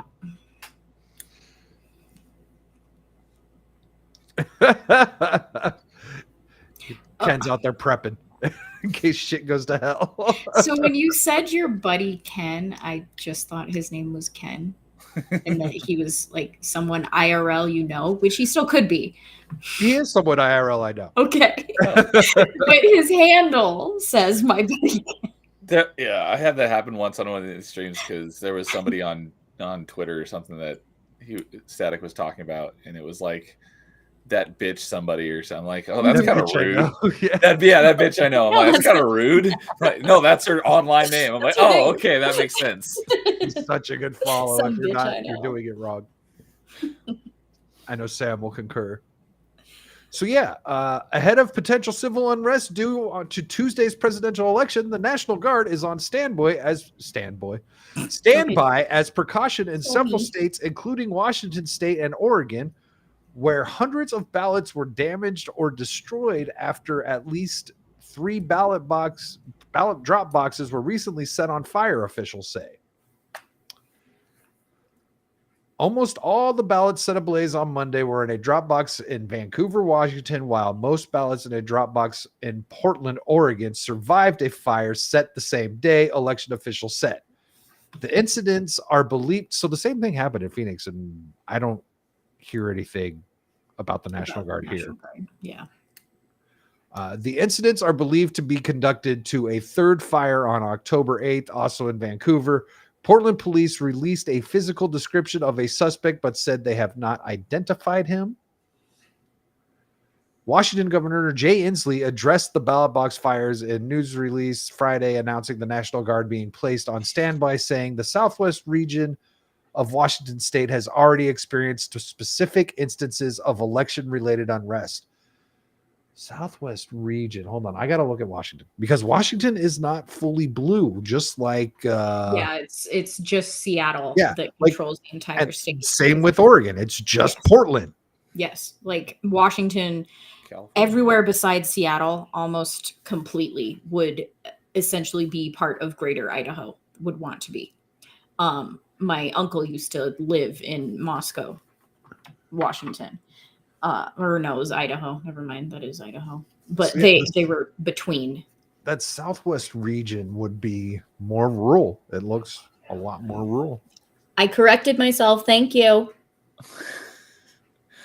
Something I just thought about with this whole ballot box fire thing, like all the ballot boxes that I've seen here in California, they've got like a guard posted at each one. That should be a thing. Like that up there. I don't know. I don't live up there. What I find funny, so ours don't in Colorado. So in Arizona, they're all inside of a building. Yeah, so the ones that are 24 hours for ours, or actually any of them, they all are on the outside curbside. Like a there's mailbox? Cameras. Yeah, it's like a mailbox. There's cameras trained on it at all times, but there's not a person. I would like a person and a camera. Yeah. What I find funny about the story, like the Washington one at least, was when I heard it that it was crazy Trump supporters because they know that everybody's going to be voting Kamala, and I'm like, no. Trump supporters are not going to want to chance burning a single freaking ballot that would have a Trump vote in it. No way. Like, are you out of your mind? Like, well, it's not going to be the right doing this. People were trying to gaslight the shit out of the guy who blew up the box in Phoenix, saying he was a conservative. No, this guy's got a rap sheet. I saw like 30 different mugshots of this motherfucker. He's homeless and he's just a psycho. God. Like every time there's been something like that against Trump, they try to tie it to, a conservative, and look at that. When you dive deeper into it, it's some crazy leftist nut job. Both attempted assassins. Exactly. Both of them. That was the initial thing that always came out like practically immediately. It's just, were you sitting on the button? But he's a registered Republican. Yeah, they had it ready to go. So as soon as it happened, they're like, we can publish this now. Mm-hmm. You want to know how smart it is to register as the other party so you can vote in the primaries? I thought of doing that when I was like 8. So in Colorado, you just don't register as either party. You get an unaffiliated ballot, and you can only vote one. But for the primaries, you're just wanting to vote the stupidest one that's going to lose against your guy. Yeah. That's the shoe-in, I can vote in either one as well. I'm actually registered as no party, so I can vote in either one, but I only get to choose one. I will never register as any party ever because I'm not a Republican. Definitely not a Democrat. I guess I shouldn't never say never, but I don't like it. It would take a lot to flip in the other direction at this point. Well, yeah. But I want to know, like, okay, really a burning ballot box is enough to bring on the National Guard? Bring on the National Guard? Like, what else did they know? Excuse. Exactly. No, I don't think that's why. Like, they know if They know that the Trump left wins. is going to riot if they don't get their way. Exactly. They know there's going to be more totally peaceful. But you know what? They didn't stop them from doing that in 2020. As a matter of fact, they fucking stoked that flame. Yes. They're not there to stop them. They're there to just stand along the side of the road and let them do whatever they want. It's just like last time. Whenever you had any ops or anything, they still burned shit down. In fact, they did it right in front of them. Right. And they even threw the fucking Molotov cocktails at the cops, and the cops didn't do shit. Yeah. The reason they did this is simple. It's because they want the message out there that there can be violence, and you know who's going to do it. The left's going to assume that it's going to be Trump. The right's going to assume it's them. They just like to have it out there as kind of like this dire warning that they can use. If we lose this election, there's going to be violence. I actually think that it's more as a way to incite the violence than to do anything beyond that. I think that whenever anyone hears that some sort of militarization is being prepped, that it can fall into the line of a fascist state. So they want to incite it by posing that threat. That's an interesting way of looking at it. So stochastic terrorism, essentially. The Q-tards out there think that it's the sign that Donald Trump's going to take over and implement do his fucking thing where he saves all the children from the tunnels underground and all whatever. Yeah. So have you guys been listening to Crowder at all recently? I'm not a big Crowder person either. I used to like him a lot. He can be funny, but he got weird over COVID. He got a little authoritarian himself in ways. Yeah, I don't watch anymore. But so tomorrow we've got the big election stream. And he's got his own election stream, but he's also provided this map. And this map is really freaking cool. And we're going to be using this tomorrow to kind of help keep up on things. Let's see if this lets me zoom in. All right, cool. Oh, this kind of map. Okay, gotcha. So this is the map. He's got the key and everything where, you can see which way the states are going. But you also see, why did I do that? He's got these yellow triangles on here. So there's an integrity alert in Sierra Vista, Arizona for voter manipulation reporting. That needs integrity. I love that I can see right where Denver's at. Tomorrow you're going to have so many of those yellow dots everywhere. It's going to be... Ballot received an incorrect address in Greeley, Colorado. Interesting. I mean, Greeley isn't. It's like... Is that where Greeley Estates, the band, came from? I don't know. So you can click on this for more information. And so the voter manipulation reported from source, a nonprofit 501c, the Center for Voter Information is sending information to Arizona voters attempting to persuade them to vote for Kamala. Their website center voting information about us and open secret donor lookup results. And so they included this little image here. And this is what they're sending people apparently. Who stands for making it easier to build homes? Kamala Harris, yes. Donald Trump, no. Repairing roads and bridges. Bullshit. Kamala Harris, yes. Donald Trump is against repairing roads and bridges. Sure. When did he ever say that? Businesses. Kamala Harris is yes. Donald Trump will not invest in small businesses. She's only involving. She's only investing in black-owned businesses. She's not going to help any little business unless it's not even that. And the building of houses, yeah, for fucking BlackRock and Blackstone, sure. That's not important to the message. Eat your bugs, own your nothing. You'll be happy. Yeah. So this is the kind of stuff that map is going to keep track of, and we'll be able to talk about on the stream tomorrow, which I think is kind of freaking cool. See, and yeah, Crowder, he's doing good things. Yes, I like this. I'm still not watching his show. That's just he did some stuff over COVID where he like went after some people, and I'm like, eh.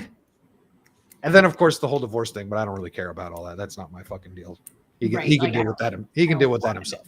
I've watched them for a little bit. It was around that time. I basically stopped after the Dave Landau thing. I still don't know what happened with that. Oh, Landau did he talked about it in like a live stream. I can't remember whose channel it was on though. I don't care about any of the drama as far as that goes. Like I recently learned he has a new lady though, which is quick. Of course he does. Crowder? Yeah. He just casually let it drop on a clip that I was watching. Yeah, I think I might have seen that same clip. But that's good work. And also he's done some he's has some undercover investigator type shit go on, like, you know, James O'Keefe style stuff that's been cool. I just don't need to watch his daily show. It's also just not the same without Quarter Black Garrett or Not Gay Jared. Not Gay Jared was the shit. Yep. And then it got weird. Yep. Or Dave. It's not the same without Dave.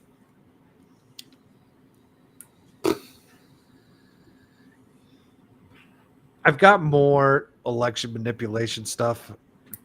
This headline says the inside story of how the Kamala Harris campaign manipulates Reddit and breaks the rules to control the platform. Oh, I heard something about that today, but I didn't get the details. Thank you, Kel. It was Michael Malice. Oh, you know what? What do you guys know about fluoride? It's terrible for you. It's turning the frogs gay. Is it the fluoride? It doesn't do what was promised. I don't remember if that's what it was. So I spent some time with Grok yesterday talking about the fluoride thing. And Grok is very good. Grok is the Tim Pool of Tim Pools. Playing that shit right down the middle. I knew that's what you were about to say. Well, I mean, it's Tim Pool.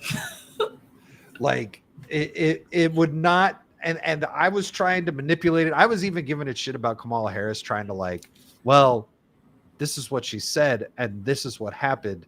And it's all like, oh yeah, the usual case of promises over actions, blah, blah, blah. And it would not like pose a case against Kamala Harris. And it wouldn't pose a case against fluoride. So like this guy's all like, this is not good. There's people who are worried about this tweet here where supposedly RFK came out and said on January 20th, the Trump White House will advise all U.S. water systems to remove fluoride from public water. Fluoride is an industrial waste associated with arthritis, bone fractures, bone cancer, IQ loss, neurodevelopment disorders, and thyroid disease. Yada, yada, yada. Make America healthy again. Where did the fluoride in the water thing originate? Like, what was the That's reason what I behind want that? to know. Because I've known that it was a thing, but I've never known like why. But it wasn't. Does everyone else do it, or is it just U.S.? It's just the U.S. So, and it used to be touted as a thing, like it's good for your teeth, and that's why the UK has fucked up teeth because they don't have fluoride in their water.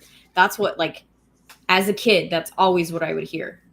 Yeah, that's the one thing I heard is like it's good for your teeth. It's like, well, is that a good enough reason to put it in the water? No, and technically, are there downsides that they need to put on the label? I have. Well, I was after getting out of my parents' house on it. Oh, I lived on well water. He says not just in the U.S. Okay. Well, okay. But see, I never had it in my water growing up because I lived on well water, which I. How are your teeth? Click. My teeth are great for the most part, but I always thanked my mother. My dad has horrible teeth, but my mom has great teeth. Teeth are hereditary. Canada. I got my mom's teeth. It fucking sucks. Okay, are you saying that Canada's got the fluoride in the water too? Oh, Canada's got fluoride too. Well, I mean that makes sense. That's how you get. That's how you got Trudeau, because all that fluoride he was imbibing made him gay. Yeah, that's what made him gay. No, that's the that's the thing that did it. So that's the thing is it's just better for better teeth, which is a joke. Like I don't know any of the other benefits that it claims to have, and it's like, well, why don't we just try it? Let's see what happens. I'm assuming there's got to be some downsides that they're not telling us. Having it. Is that what you mean, Static? Moving fluoride be a bad thing? Are you asking Grok? I'm asking Grok. So filters don't filter it out, though, the fluoride.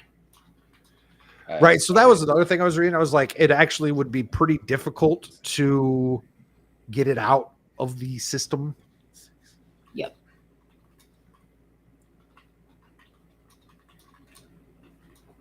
Zero. I asked it the wrong question.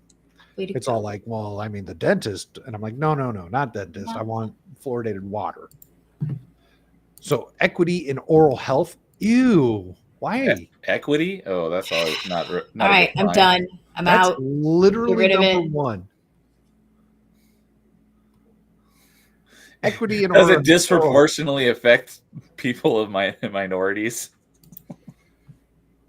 Does it say that? No, I'm just because Hold on. everything Removing these it would days- disproportionately affect those who can't afford regular dental care or fancy fluoride treatments. Okay, that's in the direction of, but not quite what I meant. It is. It just doesn't say it outright. So that's freaking hilarious because the first time I went to the dentist was when I was 19 years old getting into the military. Do you want to know how many cavities I had as a kid?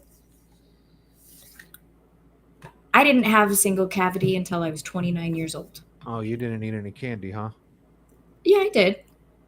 I just brushed my teeth. Oh, okay. All right.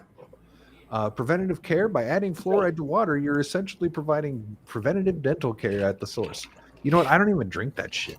Okay, and that's the other bullshit thing that the fucking medical dental symbiotic relationship fucking system has. This whole every 6 months go get your teeth fucking cleaned. Yeah, I would do that until COVID fucking happened, and then they were like, you have to wear the stupid fucking mask to sit in the fucking lobby, but then they're gonna work on your mouth, and I was just like, no, I'm not doing it. So I was just like, my teeth are fine. Guess what? My teeth have been fine since I fucking stopped doing that every 6 goddamn months. Oh, you have to do it to keep it. Fuck off. I go every 6 months because I like how it feels. Actually, right now I'm going every 3 months. I've been to the dentist like once in the last 20 years. So technically I was also doing it so I could maintain my medical discount for work. It's Okay. like a medical readiness thing that was easy and quick, and I don't care about the dentist like some people do. Like they're scared of the dentist or whatever. So that was really the main reason, is because I would just be able to check that off because we had to do something once every quarter to maintain it. That was the only reason I did it. Yeah. I'm not saying don't. I'm going every 3 months right now because I've got metal mouth. But I was just going to say, you have braces though. Yeah. Like, so ease of access. Not everyone remembers to take vitamins or has the means to buy fluoride toothpaste consistently. Find me a toothpaste that doesn't have fluoride. Is there such thing?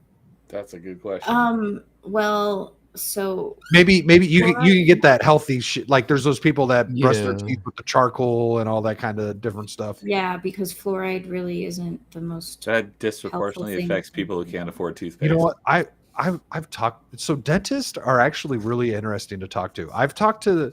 So there's the one that I'm seeing now. She's like, yeah, you don't really need mouthwash, and she's like, that's kind of generally agreed upon across all dentists. Like that whole gingivitis thing's a bunch of bullshit. If you brush your teeth and floss, you have nothing to worry about. Yeah. I still use mouthwash because I fucking like it. I technically use, it's like charcoal and something else. It's from the Van Man company. It's a very holistic type of thing. You know, I used to make fun of hippies when I was younger, and half the shit that I use now is mainly because of COVID. Like I look at it kind of in disgust at myself because I'm like, you're a fucking hippie. So this Like doesn't beef tallow is in like all my soaps and like my shampoo, and it's just all these natural ingredients. And I'm like, who are you? So you I don't even know you anymore. So Frank here says you have to find fluoride-free toothpaste. I bet there's people out there that are allergic to fluoride and can't brush their teeth with it. So I could literally go into my bathroom and show it to you. Just go to the Van Man. I like their stuff. And so cost savings, the dental savings. So yeah, this is all just about your teeth. Mm-hmm. Much like vaccination, it's a community-wide benefit. Much like vaccinations, you're not just protecting your teeth; you're contributing to the overall health of your community. How does my teeth have anything to do with the community's health? I'm calling horseshit. You need to get fluoride in your water too, otherwise it doesn't work. That sounds familiar. Like, so what this? So they're saying because people are broke and they can't buy toothpaste. That's terrible, and that's a lot of America's problem. All comes back to shitty education. That's complete and utter bullshit, because I guarantee you, if you just stopped brushing your teeth and you're all like, but I drink tap water, so I got chloride, I'm all good. I'm pretty Yeah, sure just would be like, yeah, that's not gonna change shit. I drink a lot of fucking water, man. Not to mention, I do too, but I drink mostly bottled water. I do drink my tap water, but not most of what I drink. I avoid tap water like the damn plague. I cannot do it. It's so gross. So if you have a well, it's not. I know. But I know. I've lived on land that had wells, and it's glorious. It is a requirement. Yeah, I'm not a huge tap water snob, but I do notice the difference between different tap waters. But my tap water I've always grown up with has been okay. I have a buddy who drinks tap water because he's cheap, but he also says it's to help his immune system. He's like, if I'm just drinking all that shit, I'll have a better immune system. It tastes like chlorine out here. Yeah. And you know what's funny is, like, in the different cities, you can tell which one has the better tap water around here. Like, just don't drink the water in Chandler. It's terrible. Or Flint, Michigan. Yeah. Stay away from Flint, Michigan, too. Probably Palestine, Ohio. Don't want to do that for a while. Yeah, whenever I go to my grandparents in the Bay Area, I'd like, your tap water tastes gross. So I did have all the stuff from Polymarket, but I kind of don't give a shit. Like, there was some weird shenanigans. And then, like, the owner, the CEO and founder of Polymarket was took a picture with Tim Walz at a Harris campaign. Saw that. So that's kind of weird. And then there's the whole there's like the scandal with like people taking Polymarket money and not disclosing that, which is gross. It's all gross. You know what? We did this Thursday. We're gonna do it now. You guys weren't there. Devil. Yeah. Predictions. What do you see coming up? What do you see with the election? Fallout, if any. How are you feeling, man? So technically, the question you asked on Thursday was, do you think that we will have results by this? Well, that was part of it, but I wanted people's predictions. I wanted to know how they were feeling, and like, you know, just what do you see happening, man? What do you see? What do you hope?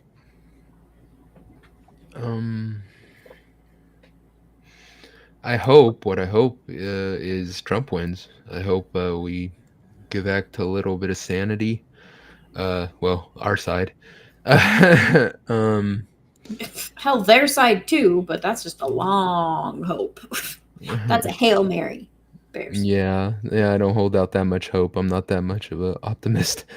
No, I hope Trump wins. I think there's going to be a lot of shenanigans. I don't think there's any way of getting around it. But hopefully the vote comes in that's just so overwhelming that it overtakes that. Yes. Yeah. It's sad the that aftermath has to be a thing. The aftermath is going to be the big question. I think what I'm hoping for with that is that a lot of these people will bitch, complain, but then realize that just get back to your life, everything's going to be better. And that we don't have like last time where you literally have people burning down cities because they're so, bought into this whole Trump's going to kill the gays and the blacks and everybody who's not white and straight and male. But that's it. I don't know what's going to happen. I'm just hoping that it all ends up turning out decent at the end. What a white pill. Do you think there's any fallout on a Kamala win? I think it depends. Like I said, if it's all shenanigans and like last time where literally all this stuff's coming out and we're told we're just, you're just imagining this. Don't look behind the curtain. I think we could potentially have worse than January 6th. I think we could have, people literally wanting to do stuff. Yeah. So you think there will be people on the right that will hit the streets? Like I said, it depends on what it is. If they're just blatantly, like last time, they were so blatant about it, and the only reason they got away with it is because Republicans are spineless pieces of shit that don't have the balls to fucking fight for what's right. They wanted Biden because Biden was normal for them. Biden is what they're used to, and that's right now the two parties. The way it is the Democrats are trying to push a radical globalist agenda. That's their purpose. That's what they're trying to fight for. The right is trying to fight for getting back to business as usual. If you're looking at the Republican Party, as parties go, the Republican Party is fighting to get business back to usual. They want Washington to run the way it's run for years, which is a big uniparty where they all sit there and talk shit on each other, but then they go to lunch together and they sit at their bars together and they all are buddies and friends and it all runs smoothly and they have power and can do whatever they want and get away with it. That's what the Republicans want. So it just depends on how blatant they are about it. If there is enough Republicans that have woken up to this, or at least people who are in the party, they're going to push back against it, unlike last time. But yeah, I think if the Democrats just blatantly steal state after state after state, if that little map that you showed of Crowder's, literally, if there's yellow dots covering 20 in every state, just blanketing the country, I think you're going to have people getting pissed. I mean, last time they even had where the Democrats said, 70% of Democrats said, yeah, the election was probably stolen. And they still got away with it when their own side was admitting that there was some dirty-handed shit going on. So I don't know. I think the Republicans are a lot more better prepared legally this go around. I don't know why they weren't ready for it last time. But they definitely seem way more ready. Like they've already won major cases with voter rolls being cleaned up even within the last week in my state, as well as 2 or 3 others. There's been a lot going on to clean things up this whole way through. So that I think that will be interesting to see. But yeah. I agree with you. What I would love to see is I would love to see the popular vote. If Trump's got the popular vote and he's got the electoral, they can't argue it. No, they will. They will. They'll but you know what? They don't have the Russia stuff already ready. I don't know what story they have for him. They like. No, they've been seeding that. They've been seeding that around. They've been seeing there. Remember, that's why they kicked Lauren Chin off of YouTube. Was because she we have government documents that say that the Russia shit was fucking horse shit. So he's talking about more the Lauren Chen stuff, which has kind of just been swept under the rug. But I could see a potential for it to come out again. It's just my main issue with that whole thing was it's the Biden DOJ. What the fuck are we doing trusting them? But setting that aside, I don't necessarily disagree with it. But I think it's too much of a small potato situation in comparison to like the Steele dossier. Yeah, exactly. It is way smaller potatoes than the whole Steele. Because it's not linked directly to Trump. And it's also not linked directly to his opponent. Yeah. Well, it's just like last time. All they'll have to do is say, look at this. We found this when Trump was at this restaurant. He ordered Russian dressing. You're so negative. I don't give a shit. Like, I don't think that the same amount of people are going to listen to the bullshit anymore, because like even just with my own little anecdotal stuff with my manager, who literally had a daily countdown calendar on her desk to getting Trump out of office in 2020, is now defending him when she hears something that is outrageous, like, oh, Trump is standing there for 45 minutes just dancing, didn't know what to do because he's old and senile. No, there were multiple medical emergencies in the freaking crowd. That's what he was doing. He was trying to just keep everything, like, let them take care of everything, while he's just there to like celebrate and not make a big deal out of it. She was defending that. Like, While someone who had a countdown to get him out of office. While The I agree same with you, though. people are not going to necessarily listen to the media, the same amount of people. Here's the thing. I agree with you. I said that earlier in the thing. I don't think they have the anti-Trump vote and all this stuff. People aren't as blindly hatred of him as there was. The difference is the left only has one trick, and that is to blanket and just Lie. cover stuff. Yeah, it doesn't matter if people don't believe it no more. They'll still push the lie. Look at the first Russian collusion. We literally got it all fell apart on them, and they still to this day will mention Russian collusion lost in that election. They don't just because Yes, people but the believing it doesn't mean difference. they won't push it. But what I'm saying is the difference is the amount of people are no longer there listening to the bullshit. People are going to question it more, to where they're not really going to have the ability to, like, the media isn't going to have the same support to keep pushing it, because their supporters are not there.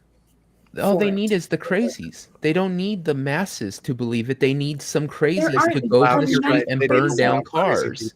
I can agree with that. Yeah. And Frank here has a great point. The non-leftist activists are too quick to throw peeps under the bus. The Puritans. I've been one making of that the point main- for fucking months. Yeah. Who was it? What Loomer? Loomer was going off on RFK yesterday.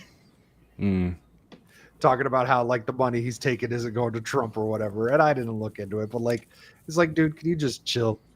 Like Yeah. Hi, Sam. Hi. How you guys doing? Doing well. How are you? I'm pretty fine here on this eve of destruction. Hopefully we'll be better in 24 hours from now. We'll see.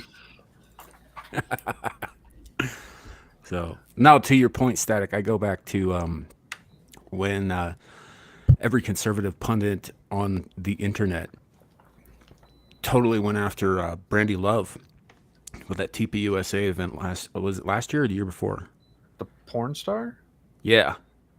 Yeah, she showed up and she was under her actual name, not her stage name, and she was there to attend the event. She wasn't dressed provocatively, but a bunch of parents recognized her and made a big stink about it. And like, oh my God, you can't be at this event because we're Christian conservatives. And I was like, well, how do you know who she is, first of all, if you're that Christian? I was gonna say that. And secondly, if you did recognize her, why would you make a big deal of it in front of your kids? Because then they're going to go look it up. Yeah. But everybody and their dog, including Lauren Chen, went balls to the wall for like, no, we've got to keep people out. We've got to keep people out. I was like, well, you're going to find yourself standing alone real fucking quick. Yeah. There comes a point where gatekeeping is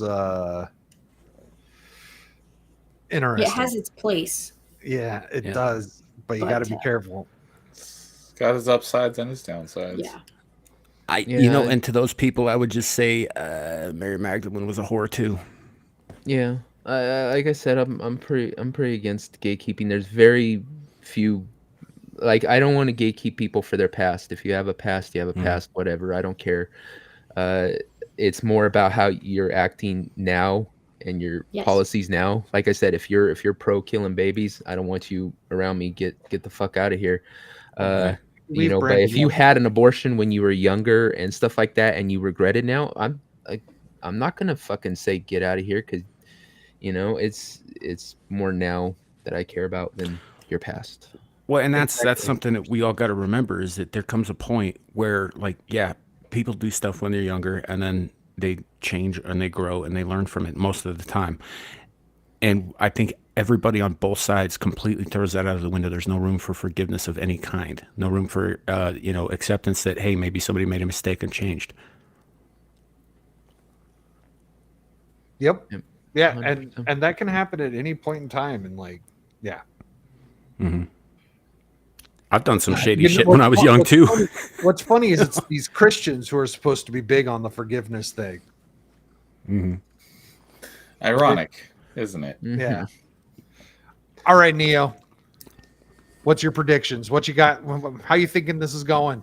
I was agreeing with Devil on pretty much everything. I think in a completely legitimate election, Trump wins by a landslide, but it's sad that we have to preface it with that because, we're not dealing with entirely legitimate elections. So I'm worried that they're going to pull some crazy shenanigans. I don't know what better word to use for it to try and, rig it more than last time. I saw a meme yesterday. Probably everyone's been on social media saw it. It shows, the 2020 election with the two lines, and then at the last second, the spike of Biden's, and then it says, in 2020 they were pulling off, and then in 2024 it's like huge disparity, and then it's trying to jump up. So yeah, we got to make it too big to rig. I don't know. And I've said this on this show before. I might even have said it on last Bloodbath. I don't understand how any thinking, logical, reasonable person could possibly vote for Kamala. Like, you live in the country that she's created over the last 4 years. How can you want more of that? And she's running on this motto of change. How is it change when you've been in office for the last 4 years? You're second in command turning to the entire country, and you're saying your change? I literally cannot comprehend it. Yeah. I mean, there are people who are out there who are, like we were talking about earlier, TDS and Never Trumpers. I don't understand how that's possible unless you're just so deranged. Well, and it's there's so many reasons I can't comprehend why people on the left are still supporting that party the way they are.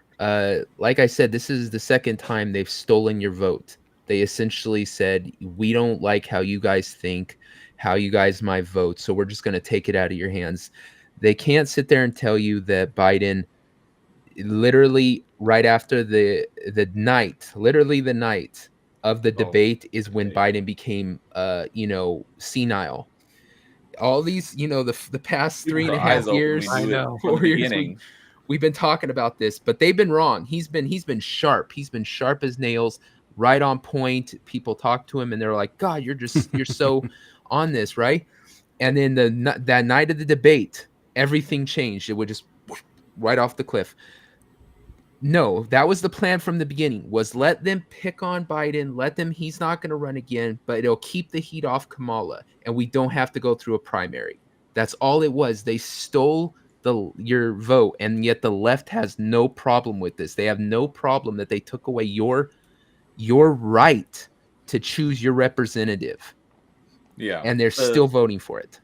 Another meme was, the same people last week who told you Biden was fit for office are the same people this week who are telling you, Kamala's fit to be president.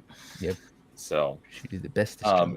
Every one of us on this panel got the same amount of votes as Kamala has, and she's in the primary or general. You're right. I actually got more. We all got the same amount of votes as she did, and she's this close to being president.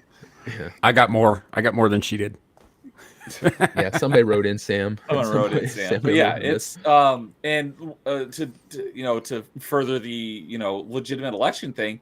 I don't know if there was it got overturned or anything, but just like last week, Newsom, made it basically illegal to ask for ID. It's he not basically. It's completely illegal to ask for ID if you're working at the polls. Yeah. How is that not completely illegal to make something like that illegal? Yeah. What about Gretchen Whitmer? She literally in her state made it where you cannot question I think the outcome, if you say that there was shenanigans going on in the election, you can get in trouble. You can't even claim there was stuff happening in the election. Yeah, I believe so. So, yeah.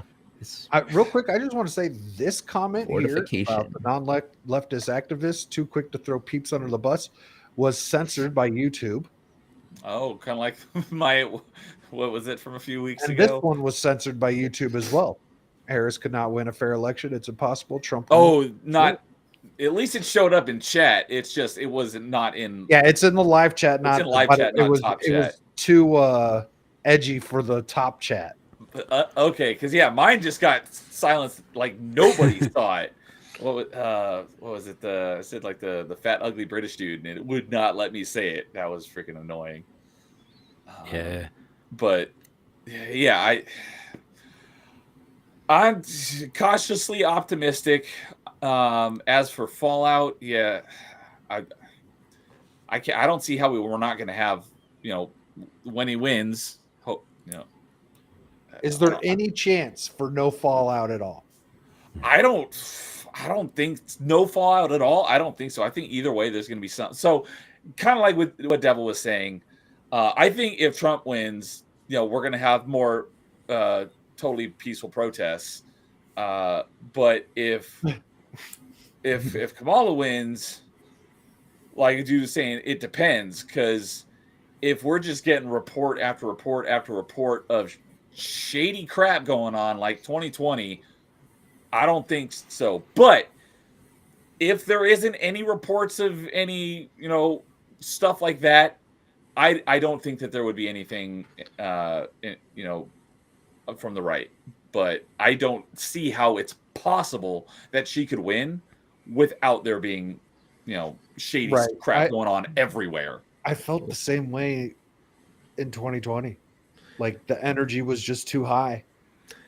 Well, and it's the same now. Like he is the meme king for like the last 2 weeks. Mm-hmm. Like and that shit wins elections. Are you guys ready for the winter of love? No, the winter of love. Well, at least it'll be warm, right? Why did that one? They'll warm it up by burning the building. Yeah, burning the building. City's down. on fire. It's actually pretty toasty out here. It gets cold as shit where I am. I hope they set something on fire. Why are you saying that building on fire, Sam? Trump won. I'm trying to get warm, motherfucker. Right. So I got fucking frostbite, dude. Survival thing here, man. All right, Sam, your turn. What do you see happening? I'm uncertain. I'm uncertain because I remember, like you were saying, this riding high feeling last time. Yep. I remember how sure we were last time. Yep. And I remember how it looked very much like we were absolutely right on election night until everybody went to bed and woke up the next day. And all of a sudden, shit had changed. I remember that very, very clearly because, I, like all of you, were very upset about this because it made no sense. It still doesn't make any sense. No. There's still shit that's unaccounted for, during that period. And the more I hear about places like Nevada saying they're going to take a fucking week to count their shit. Same with Arizona. In New York.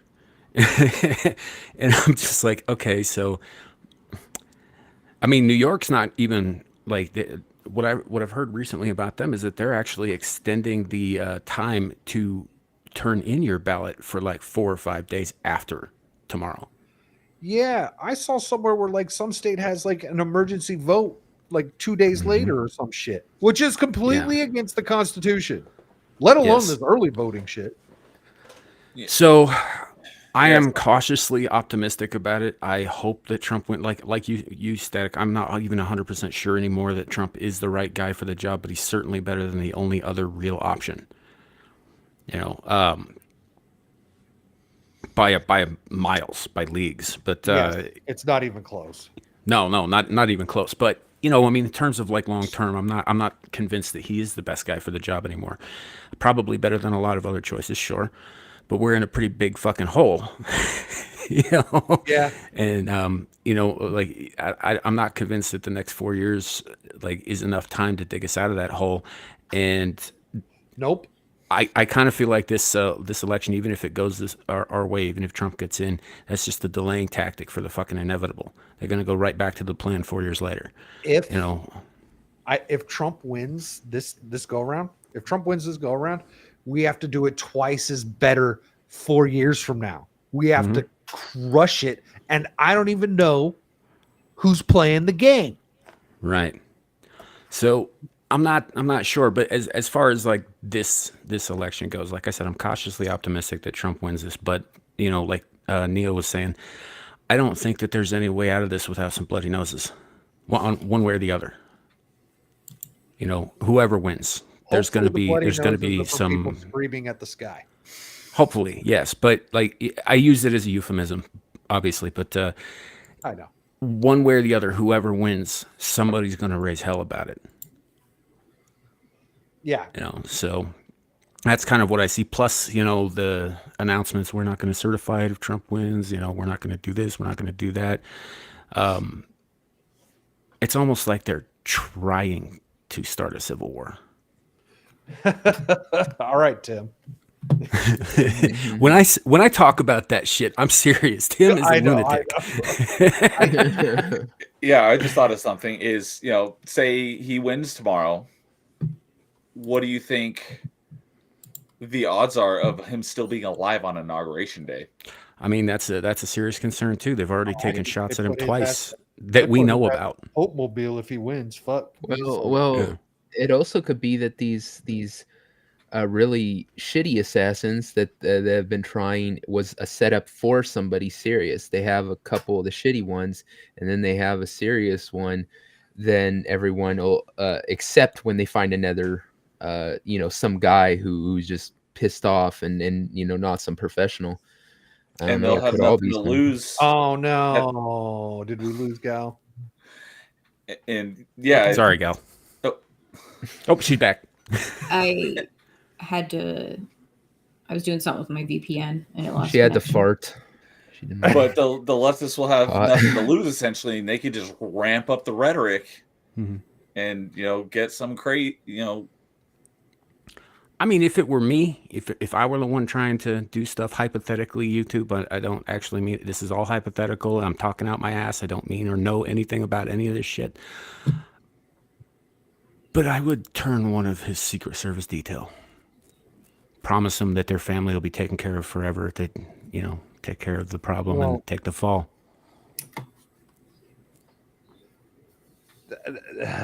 That's already I think they might have possibly blown the chance at that. I hope so. Because there's a lot of fingers pointed at the Secret Service, totally purposefully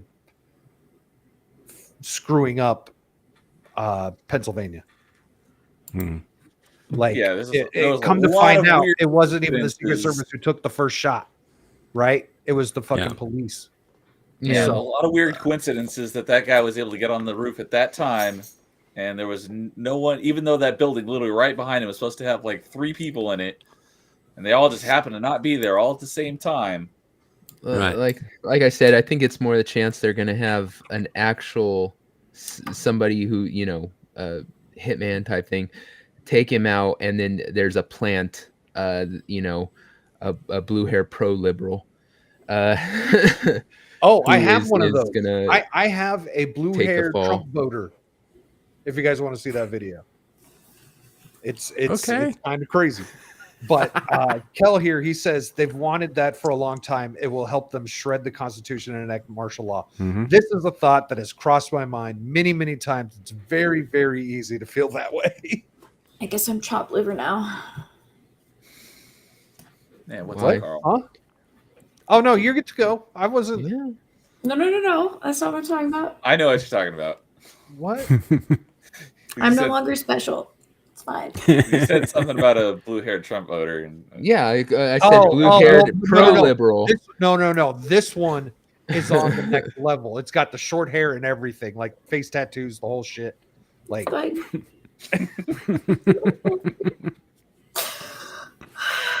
And then Carl of RNG Podcast says life will go on, and you are absolutely correct.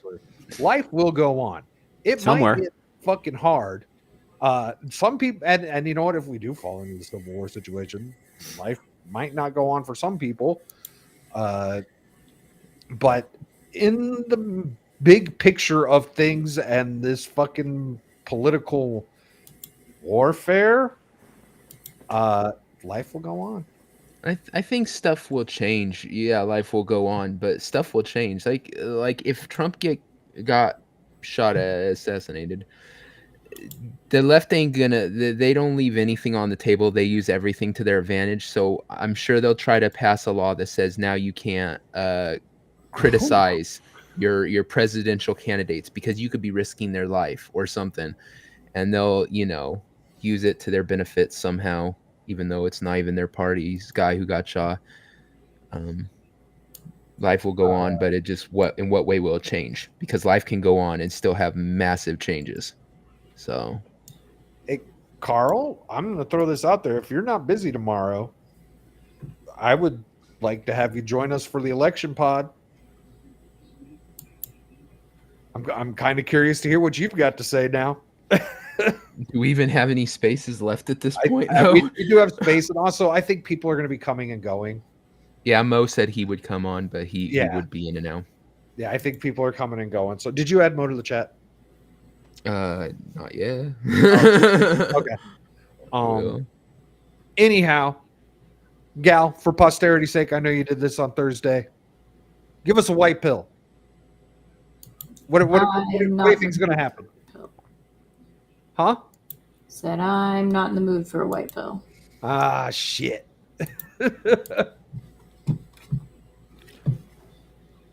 I mean, you could always think of what was that that thing we just got? Catnado. Catnado? Yeah, apparently that's a thing. You know, like Sharknado, but with cats. I throw cats into tornadoes all the time. Somebody in my chat the other day said that the forecast was clawful. There were a lot of puns. Yeah. Sam's trying to lighten the mood because I'm not in a good mood, so he's failing. Well, I tried anyway. The attempt. Carl, I can't find your Twitter. I know it's not normal. He's had to change his accounts. It's Carl the dog with DAWGG. Here, you can send this to him. All right.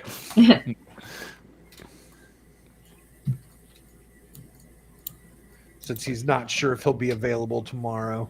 Yeah, we're our because we would have had a stream. We would have had top 5 tomorrow, but it got moved to. Oh, he wouldn't have been on that one. So never mind. So I'll give my prediction. I think so. Like I've done the sports ball thing a lot. Watched my team lose a bunch. She's playing with her VPN again. And then the Trump thing, the election happened last go around, and it's just like I am putting myself in a situation where I can feel it sometimes. Like, yeah, this is going to be huge. Blah blah blah. Why didn't it show her face? This is gonna be huge. It's gonna happen, but then like I temper my expectations to like prevent that fucking essentially heartbreak, you know. Well, you know the old adage. That was mine. The old adage, expect the. Plan for the plan for the worst and hope for the best. Yeah. Apparently, we're not allowed to hope. Well, you're allowed to hope. I might. I have hope. I have hope. I just try not to let it like get the best. No, why is this not working? You're backwards. You've been reversed. Yes. How you doing, Carl? Hello. How's everyone doing? What's up? Ooh. I know how to fix this. This is what I did last time. Here we go. There I am. There he is. The Carl trio. Why you guys all sound like this is a funeral? Did someone die or something in here? Like everyone in here My so country low did. energy and so well, there's Peanut and Fred did. I tried to not. I don't think I black pilled it, but there's just some. You know, the last go around wasn't that great. Who cares? Bush got elected twice, and he won a popular vote the second time, and he's a war criminal. What are you guys all worried about? That's fucking weird. All right, think about it from this perspective. Go look at all your state houses. Go look at who runs your state senates. Go look who runs your state houses. America is a little bit more purple than people realize. I think a lot of people just get too soaked up into this election nonsense and worry about stuff that is beyond their control. So- if Trump wins tomorrow, great. What's going to really change? Let's just really think about that for a minute. Who controls the House? Who controls the Senate? Well, things will get cheaper. There'll be things he'll be able to do without. You hope things will get cheaper. He's already done it before. He's done it before one time. Then what happened that you saw? You saw the whole system go against him and go insane constantly for 4 years. You've had people call you Nazis. They've had people call you all sorts of type of slurs out there to try to demoralize you and everything else like that. The real thing that you can only do is just wake up in the morning, go vote. Go vote on your propositions. Go vote on your state houses. Go vote on your senators, your congressmen. Every one of these things actually do matter. You go look at like when Obama was in office and everything. Things sucked when Obama was in office, but who controlled the House as well during that time? It was mostly Republicans. It went back and forth, didn't it? It was Republicans his entire term, and the Senate was kind of went back and forth a couple times. And even when Trump had a House and a Senate and a presidency, they didn't do jack dick. No, they didn't. Now, let's just be honest here. Well, I'm with you on this. Oh, sorry, Devil. Go ahead. No, go ahead. Well, I'm with you on this, Carl. Like right now, there's a bunch of like local shit that's happening at the same time as all of this. And as I've been telling people for a while, you know, if you don't pay attention to your local shit, then none of the stuff up top matters, because it all starts at the local. It's like these people start at PTA meetings and then they move to city council and maybe they're a mayor and then they go for state senator or governorship and then they move on to Washington, you know, and that's where it all starts at. Every single one of those fuckers in Washington, every one of those serpents started at the local level. Exactly. I'm from Illinois, all right? We have Cook County that ruins the entire state.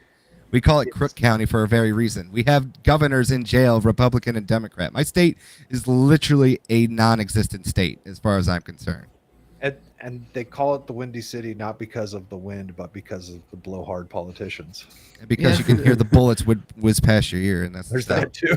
Don't you love how if you have a red state, the state is usually pretty much all red. You have blue states, they're red with little cancerous blue dots in very certain places. You don't really have too many full-on blue states, but well, if you look at California, is that way. Even Wyoming's got blue areas. We have two major blue areas, Jackson Hole and Laramie. But they're still just dots, and that's what I'm saying. It doesn't affect the whole state. Like California, you see California, it's all red except for 3 blue dots along the coast, essentially, that control the whole state. I'm saying with red states, you still have those blue dots, but they don't control the state, unlike other places. It's because it's also just how population is dispersed. Yeah, the population. Yeah. Which is why we have the Electoral College. Well, it's not even just like we have the Electoral College. You got to understand that you got these cities that have millions upon millions of people and are just a giant captivated audience because they overwhelmingly rely on the jobs and the education system and everything from that area. If you go out into the suburbs, if you go out into like the rural areas, it's not so much as like people are reliant.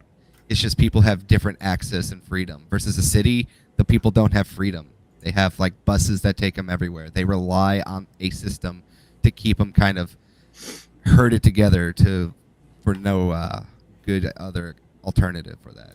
So, Carl. Yeah. You don't see disaster ensuing the election? No. What do you see? Here's what I see. This is like just like the best case scenario I could see. What we're seeing right now is that this election is going to be very close. If you believe the poll numbers, if you believe anything like that. And to be honest with you, this is the truth. A lot of people just hate Donald Trump. Yes. It is undeniable, all right? I've said this before on the air, and I say it again. My mom actually attacked me on the first time he got elected because she suffered from TDS that insane. You know? It just does something to people. You have these people that they are just consumed by this crazy media narrative that like Donald Trump is Hitler, everyone Republican is a Nazi, which is nothing new. They've been doing it since George Bush, in my lifetime at least. You know, they've been saying Ronald Reagan's the devil, you know, everything else like that. Let's just be honest with that there too. It's not a new tactic. In fact, it's just become even more unhinged. All right. Then you got the same people who constantly go out and tell you that the election was stolen in 2020, and then the left goes like, well, that's not true. But they've been saying the election's been stolen since, you know, 2000, 2004, and even 2016. So it's like that's just basically Actually, insanity. you could go back to the early 1800s for the first couple of instances of that, but yeah. Yes, you could go with Benjamin Harrison or Rutherford B. Hayes. I always forget those two mixed up. But it's just like one of them had to do his inauguration in private. That's how bad it was. If you look at what we're seeing right now in the culture and everything, it doesn't matter if Trump wins or loses, because you could just feel it in the air that I feel like the age of being offended is just over. So you're seeing a culture shift. Yeah. I do. Like, listen, I live in Illinois, right? I was a big Obama guy. You know, when I went to the city, I saw Obama when I was still in high school with my friends. We're all liberals. We love Bill Clinton. That's just who we were. You know, it's the same thing. You're from Chicago. You're a Democrat. That's just really what it is. And then it just takes like a few things to happen to go like, well, this isn't right. This is what we were told and everything else. It just takes a person the ability to kind of just wake up and realize like stuff isn't right. And what I see around here is, even though I know the state is probably going to go like 20 points to Kamala Harris for just because Chicago, is I see that like there are people who have like Trump flags in front of their houses that I've never seen have Trump flags, even going back to 2016. Oh. I go and I talk to my neighbors, and all of them are voting Trump except for like a few of them that have like a Harris sign. People are just more open with like just talking about Donald Trump than they ever have been. And already that there alone should be considered a win. If he loses, at least you have like people who are now openly like willing to go out in public and say Donald Trump is not evil, Donald Trump's not a racist, this whole thing is kind of overblown. And even if you have the vote blue no matter who crowd, they're going to vote for Kamala Harris anyway. They don't care about anything at all. Well, at least someone agrees with me. Here's the thing, and this is something that stands out. Last time, like you guys were talking about, you feel the same way now as you did last time, and look what happened, and you were talking about. Oh, I didn't feel the same way. I knew he was going to lose. No, I'm talking about Static and Sam. They okay. mentioned how last time they had this, feeling that it was going to turn out good, and it didn't. You see a lot of black people putting out TikToks and videos and stuff supporting Trump. You didn't see that last time. There was no. You had a very small segment that were the blacks for Trump and stuff like that, and they were very vocal.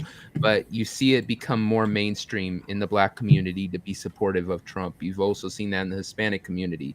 We're making inroads. The more conservative side of stuff, like I said, not necessarily the Republican Party, but the more conservative ideas are making inroads in these minority communities that we didn't see last time. That is one thing that makes me feel better about this time. But also, like you were saying, if we don't win, at least that gives you a little hope that there is potential for a shift maybe soon in larger numbers.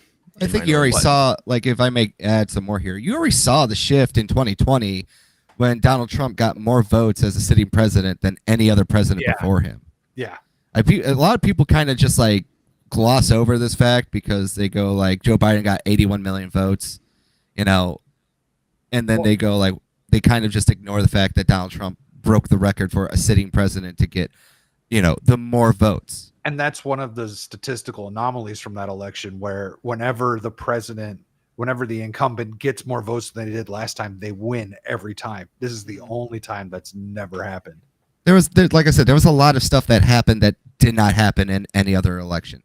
no matter how you want to say it, a lot of the groundwork for everything you saw with mail-in ballots and everything started in 2019, especially in a lot of these states like Pennsylvania. Go look at Pennsylvania too, by the way. Pennsylvania's like House and Senate. It's like basically a purple state. It is literally just like one more Democrat controls the Senate and one more Democrat controls their House. Yeah. So Right. surprisingly enough, you brought that up earlier, and like, I guess technically Arizona's purple when it comes to the local House and Senate, but Arizona is technically like lean red. but it's definitely more like 75% red than purple as far as our local government goes. Yeah, like Arizona is like a lean red state. Your House and Senate is got I would say, a more comfortable Republican majority, but you also have, I don't like. Where's Katie Hobbs? I've never she just kind of disappeared from the whole zeitgeist there. I have What happened to Baby Teeth? All right, I don't know what happened to that lady. She was there. She was like constantly getting bombarded, and then all of a sudden she just like vanished faster than the Baja Men. All right, I don't know what happened to her. And that's how she ran her campaign too. She totally pulled a Biden in 22. She was nowhere to be found. That's what they always do now. It's Democrats don't want to debate, and they always disappear, and nobody's questioning them. Like, what kind of country is supposed to be founded on democracy when nobody wants to debate? Yeah, I think that's another thing is like, for me, I see it if Kamala wins this, like that's a total sign that shit. I mean, I hate to use this phrase, but it's kind of the death of democracy. I wouldn't say it's the death of democracy. She was inserted in. She did not get a primary vote. She couldn't even get a fucking primary vote when she was in the primaries back in 2020. Yeah, I know. It's just what that does is that should encourage you to go out there and just constantly bitch and moan then at everyone like a leftist. All that does tells me is this: if you guys can get a effective cult where you can just prop up anybody and they will vote for you no matter who you are, then that just means one thing, that you on the opposite team that's pointing all this out is not doing a good job to go out there and just be the annoying liberal that can go out there and kind of mind capture everyone else into becoming a cult. Okay. I'm being dead serious about this too here. I believe you. All right, because this is the truth. All right, I've had these conversations with my normie mom, whose TDS has kind of gone away, and this is what you have to basically point out every time. You got to try to wake them up, and you got to hammer this point home with them every time. How come you can always tell me everything's wrong with let's just say a Republican for this example, because this is true. You can tell me everything wrong about the Republican agenda, but you can never tell me anything good about the Democrat agenda. You can't even tell me who the Democrat is that's running. You can't even tell me a negative about it. I agree. Like, I haven't been able to do it this go around. But in 2020, I was like, okay, if I can't come up with something at least decent to say about Joe Biden, I'm not looking hard enough. And then I boiled it down to something I consider this a cop-out, but I felt bad for Joe Biden in 2020. I felt it was elder abuse back then. No, I didn't. I saw it as the monkey's paw. I could see that. Joe Biden ran for president how many times and failed? All right, he was basically installed as the freak show to Obama because he was just like the crazy wacky guy that everyone laughed at because that's all he was good for. He was the old white dude that they thought was going to help Obama get the white vote. Yeah, and then what happens? They installed him at the last minute again to edge out Bernie Sanders by saying we're going with Biden to win the South. Yep, they did it. Bernie did it to himself the second time. Yeah, well, Bernie's a coward. That's neither here nor there, though. It is what it is. But they did it again. They got their cult in line, and they said we're rallying around Biden. And then, just like the monkey's paw, he becomes president. He's probably the worst president in my lifetime because I didn't live to see Carter, and he probably redeemed Carter in many ways.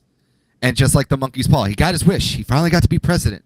And what happened? He got forced out. Everyone's going to remember him as the dementia patient that was just sitting there while America burned, and that's it.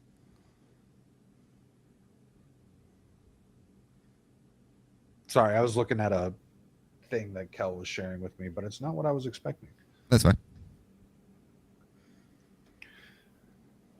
So you are of the mind that everything's just going to carry on as normal, nothing's going to change.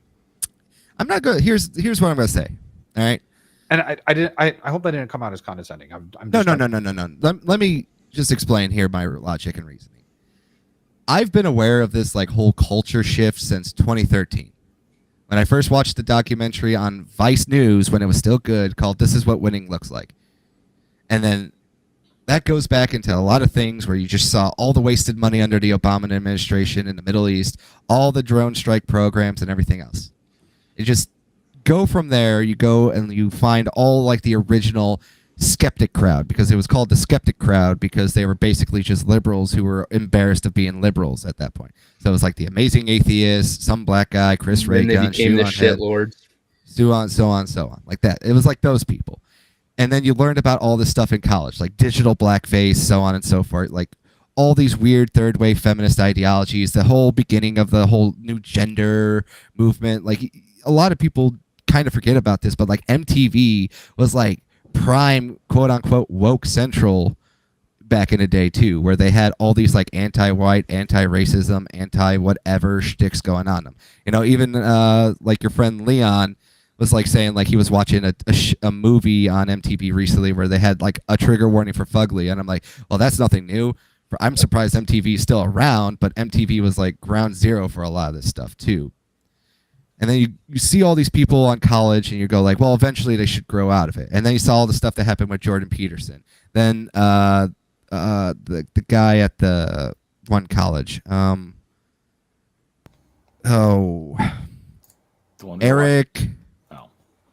Eric, I forget his name, but it was about like I think like the whole students rebelled there, and he was like locked down in a classroom before he was like allowed to leave. I think he was like him and his wife there too. And then you saw all like the weird stuff that like happened in entertainment, where it was like the whole subversion of entertainment culture. You know, you can look at things like, you know, Avatar, Legend of Korra. You can look at stuff like Halo 5 and all this stuff. Like Last Jedi obviously was probably like one of the bigger ones, you know? And you just see that it takes a long time for the silly blue-haired college liberal girl telling you that like white privilege is evil. And now like we're in 2024 and it's like we're at the crescendo of it, like the big like end phase of that, I do believe, where it's like everyone is just kind of just like saying things like retarded as a normal thing. Like people keep like pretending. Yes, 2024 was the comeback of gay and retarded. Yes. Yeah. And what I'm basically is like you go out in public now, you see people wearing Trump stuff, you see people interacting more and just talking to each other again. Because I do believe that the age of being offended is coming to an end. And I do believe that a lot of people, and this is my biggest problem. I'm an independent voter. I think conservatives are mostly cowards on a lot of issues. And if you go online and if you just see how much like every GOP pundit just wants to be a coward and just like never like want to full on commit to a bit, and they get like worried about little optics. Meanwhile, the other side is literally calling you a Nazi and cheapening the Holocaust and all the people who died in World War II at the drop of a hat because they don't care, because they know their voter base won't actually do anything. It's just more so like you just see like a fight that's starting to reignite with like a voter base like out there. You see it with like JD Vance, you see it with like Vivek Ramaswamy, you see it with like Tulsi Gabbard, RFK. You're seeing it more and more where like the whole libertarian ideology is kind of like weaving its way into the Republican Party. Yeah, we were talking earlier about Ron Paul joining forces with Elon Musk. Yeah. Trump was to get in. Yeah. And on top of that too, it's you see like these old guards leaving. Like you saw Paul Ryan, the devil that he is gone, and then he goes to works for Fox News, and no one gives a shit anymore. You see Mitch McConnell's finally stepping down. Is he? You know? I did not see that. It's about that he could only fucking reboot so many times, right? He's another one who's gonna die in office, I thought. Well, you know, not all of them can be the useful corpse of Dianne Feinstein. May she rot in hell. Yeah. I agree with like 3 days before she passed. Yeah, I 100% agree with you. I've talked about it before that when I came into YouTube was the shitlord days with Sargon of Akkad and Bearing and stuff like that, where, yeah, like you said, the skeptic community became the shitlords because after they were seeing their questioning religion, they started going, what else is kind of bullshit? And it came into this intersectional feminism being complete and utter bullshit. And so I've been, here for a while in this argument, and it's just recently that, not recently, but in the past, 5-6 years, that it's really kind of hit pop culture of just how affected it has become and kind of cancerous. And I've been agreeing this whole past year that I think we're coming to the end of it. We're getting a lot of the remnants of it in pop culture still with a lot of the movies, but those are ones that have been in the making for the past 2 or 3 years. Right. I see stuff changing. In a couple years, we're going to have like you said, a purge of all this from entertainment and stuff in a big way. This diversity forced upon us instead of natural type idea. And so, yeah, I 100% agree with you that we are coming to the end of what has been a really dark time. Like I said, hopefully Trump winning will be kind of the nail in the coffin of that, but it does seem like stuff's turning around either way. Well, here's my very roundabout logic that I've been kind of saying. It takes a long time to turn a battleship around. Look at how long it takes to make all these video games. Look at how long it takes to make these movies and everything else. Look at what happened with COVID. Look at what happened with all these other social changes, obviously, from Trayvon Martin when he was shot and killed by George Zimmerman. And then on top of that, George Zimmerman. I keep wanting to say Andrew Zimmerman, the guy from Bizarre Foods. That's the only problem. That's the only problem that messes me up.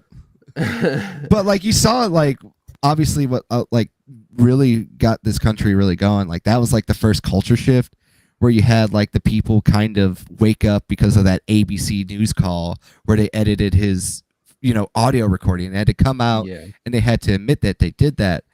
And so many people just kind of refuse to wake up from that point too. It's the news media has been lying to us since day one of this country's inception. Let's just be honest here. No matter if you agree with the outcome, the news media has lied to us about the Boston Massacre to get us into a war with Great Britain. All right. Journalists are people too. They have agendas. You can even go back to the God Emperor FDR, that praise be to him, to the leftists of this country, where the news media lied about his, well, not really lied. Let's be honest here. They covered up him being in a wheelchair and having polio for 4 consecutive terms, and then they actually have been on record saying that they were doing it just to kind of protect the spirit of the country, as they say, but it was bullshit. They were protecting FDR and his administration. Real quick, to be fair, Britain has it coming. That's what I said. Even if you agree with the outcome, let's just be honest here. No, right? Britain has it coming. They're way too close to France for my liking.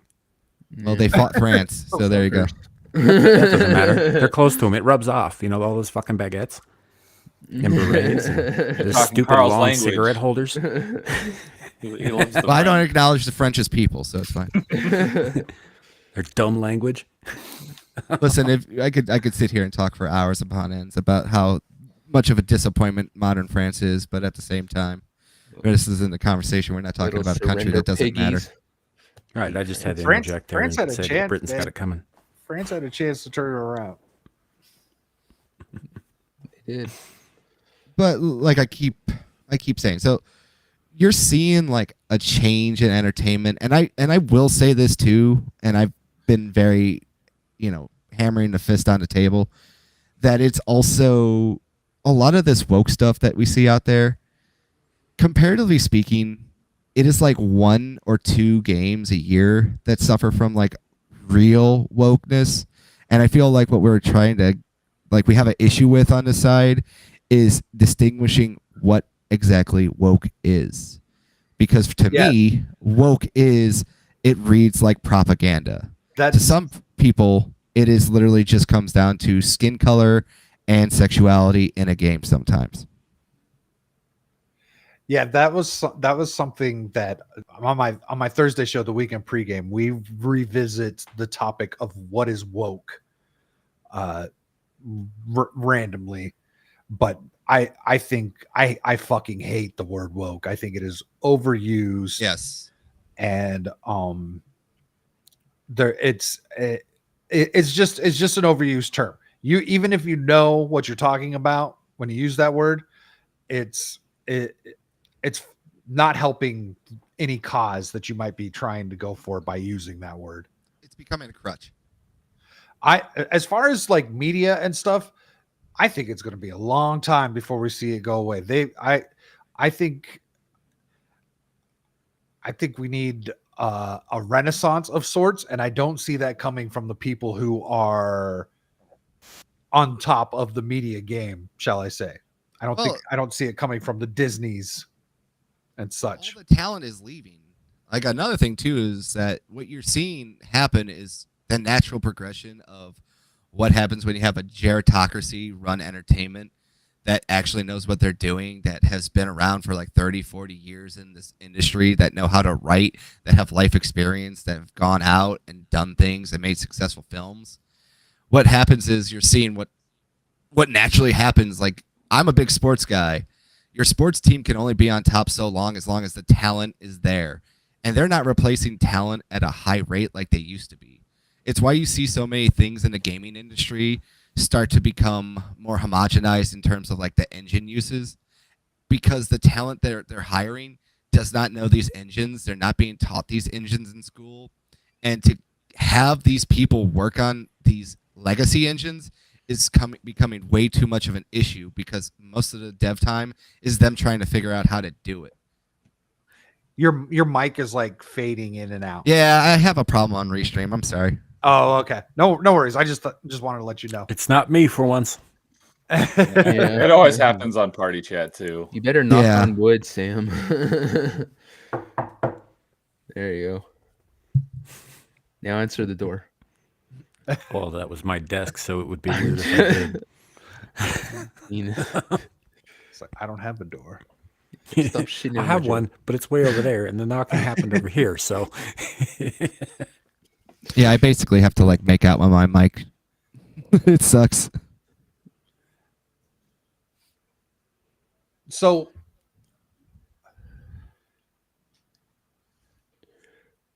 okay. So, well, so like there's been a lot of kind of, not quite, but I'll say gray pills going around this evening. Now, there's been talks about from people like Elon Musk, and Joe Rogan had a conversation today about how if Kamala wins, that this could be the last real election in America. And that's because of how they've imported all of the illegals into the swing states. And if that's Kamala, what happened with Reagan in California, and yep, it's exactly what happened with Reagan in California. Reagan allowed that to happen. He made it happen, essentially. Where do you fall on that?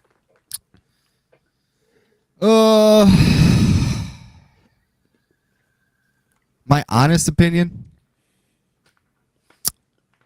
it's basically kind of like how I look at people who talk about the climate change debate, where you can point out an issue, but we don't really talk about the mitigation of the issue. You know what I mean?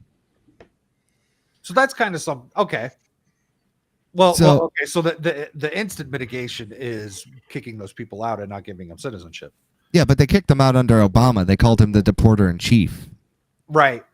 And that didn't really change anything in terms of like the demographics too. Like, you actually have cities that are openly defiant on a Republican but will cooperate with a Democrat. You know what I mean? I think the mitigation is going to be they see it as a voting base that will be there forever. Unfortunately, I think a lot of them could be conservatives. So after they get in and after they give them amnesty and essentially allow them to vote and stuff, it's not saying they're going to be Democrat forever, but that's still at least a generation, I'd say, in between that they're going to have a massive voting block coming in. Yeah, they're going to have a massive voting block, but you're also at the same time kind of like how they're treating modern day Mexicans. They're like 3 generations in. They're not illegals. It doesn't exactly pay off well to like your established population. You're saying about the people who cross the border. No, the people that are currently here. So you're saying will red pill the Hispanics who are already here because it's not even just the Hispanics. Let's just take it on here. There are people that come into this country that literally just think illegal. Like how let me rephrase that. That's not a good example. The Democrat Party basically presents to the Latino community as a whole. All right. Same with the black community. Yeah. Yeah. Let's just stick with the Latino community because the black people are in the Latino community. Cubans, Haitians, Dominicans, Venezuelans, Mexicans, they don't like each other. That's just the truth of the matter here, right? I grew up with Dominicans, they don't like Haitians, all right? God rest my friend's father. He was from the DR, he hated Haitian people. Absolutely despised them. You have the same thing going on with like Mexicans that are here legally. They don't like the illegal thing too because it drives down their wages and people give them a bad stereotype. And the Latinos and the Chicanos hate each other, and it's a whole thing. Yes, it's like an actual whole thing here. The problem is that the Democrats have this weird ideology called IDPOL, identity politics, where they basically have like 2 groups of people, white people and everyone fucking else. That's why they come up with the term BIPOC, all right? The problem is that we don't live in a common America anymore. All right. This is what the Democrats were really good with in the 90s and early 2000s. All right. They had the ideology of the common American strategy. So if you come here from China, if you come here from Italy, and if you come here from Africa, all right, just any place in Africa, pick a place.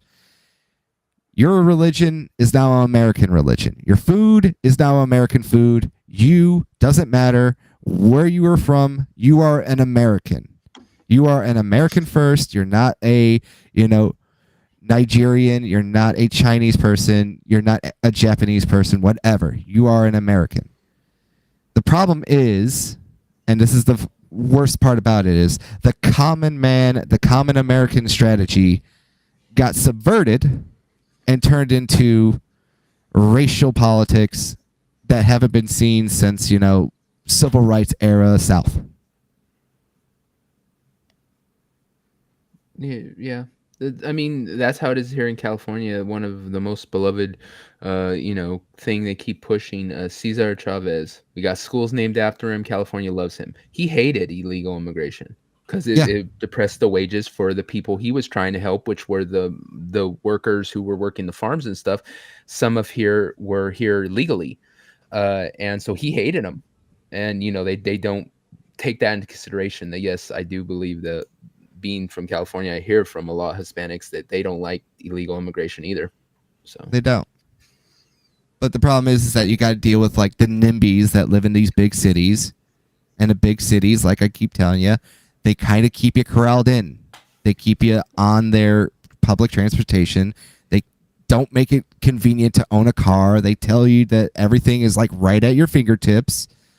And that's what it is. It's just a form of control. That's why you see a lot of like red areas outside of these cities, is because they have more freedom to explore. They have more freedom to choose. They have more freedom to learn, versus in the city, you don't have any freedom to really question anything. You just kind of have to be a cog in the machine. I feel so. I've lived outside of the city, and I still felt like I was a cog in the machine. I feel like, here's the thing. I worked in tiny towns. There are people that like will form their own breakaway things and everything else like that. But like a city basically is like way too many people. Take Japanese society, for example. They don't reward you for being different in a Japanese society, but in American society, they kind of have like almost a quasi inverse of it, but with the same outcome. They reward you for being different as long as you conform to certain norms acceptable within a society. It's human nature, all right? That's the long and short of it. It's still human nature at the end of the day. Yeah, I hate to cut in here, guys. I gotta bounce. Yeah, and we're almost at 3 hours. I want to wrap this up. So, Sam, since you got to go ahead and let the people know where they can find you. Yeah, you can find me on my channel, Samuel the Infamous. I'm the only one on YouTube. Comes right up to the top when you search it. And I'll probably be Wednesday. There'll probably be a post-election stream over on Exiled Lioness 2, which I'll probably be expected to be on panel for that. So you'll probably find me there too. Otherwise, yeah, I'll be around, man. Have a good night, all. Thanks for joining, Sam. Hey, have a good one. Carl, I would like to thank you for joining us this evening. No problem. To be completely fair, I have been trying to look at this whole thing from the perspective of things might not be like if Kamala wins, things might not be the way that I want them to be. But I just keep going on like I've done the last 4 years with Joe Biden, right? Yeah. Granted, gas prices are going to go back up another $1 because that's what happened immediately with Joe Biden. This last year, they dropped them for election purposes. And that shit fucking pisses me off. And I you know what? I think the big why I'm so stuck on the gas price thing is because I started driving after 9/11. And I remember seeing the gas prices my parents were paying, and I never, ever thought I would see that again. And Donald Trump did that with the quickness. Like, I was shocked that I was paying $2 a gallon. Where I'd been spending most of my life paying $3.50. Yeah. There's a lot of indicators right now to just like you have to pay attention to just see how bad this economy is. Right? Take food and gas out of the equation. Every month they come out with a jobs report. Every month they have to revise the jobs reports and drop them down. We've had like one of the worst jobs reports on record for last month, and it's not even close. Dude, my electricity bill is twice what it was last time. I live in Arizona. I've never paid a $400 bill before. Yeah, that's insane. And I live in Illinois, so like it depends on the month. Like in the summer months, my electric bills are always like $200. But I also live in a townhome, but that's neither here nor there. Yeah, I can't really speak upon it. But you also like see all these different electricity, depending on the state, is weird.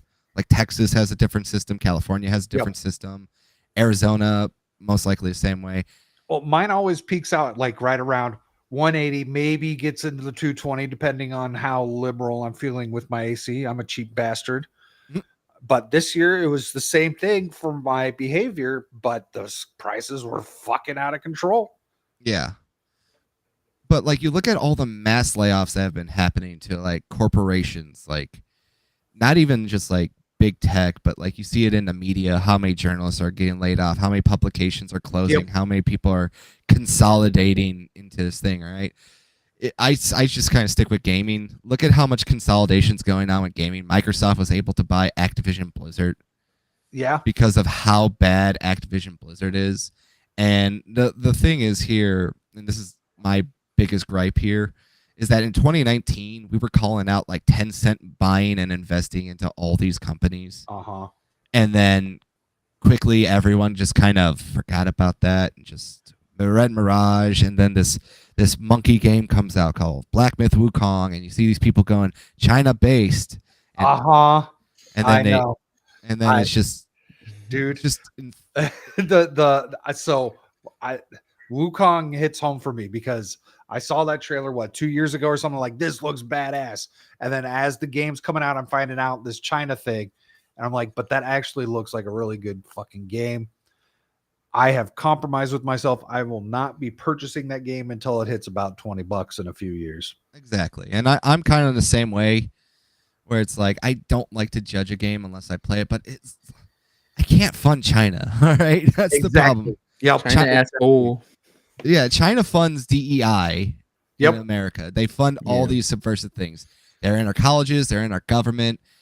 It's been how many times do you read a news article where a spy gets caught working for anyone? Like school. Yeah. Dianne Feinstein's driver was a Chinese spy. Yep. All right, you know, it's like, come on.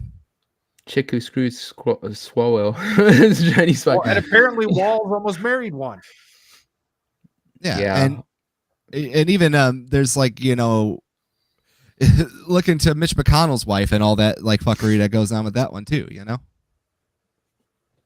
It's like, listen, everyone kind of like points to BlackRock and all these other people and they go like, look, they're funding every like DEI, they fund everything. I'm like, yes, because they all work together. That's just what it is. Well, and if you look at it, like the people who own BlackRock own all the other things as well. Like it's not just BlackRock. It's a massive network that they've purposely built in order to protect their own pocketbooks.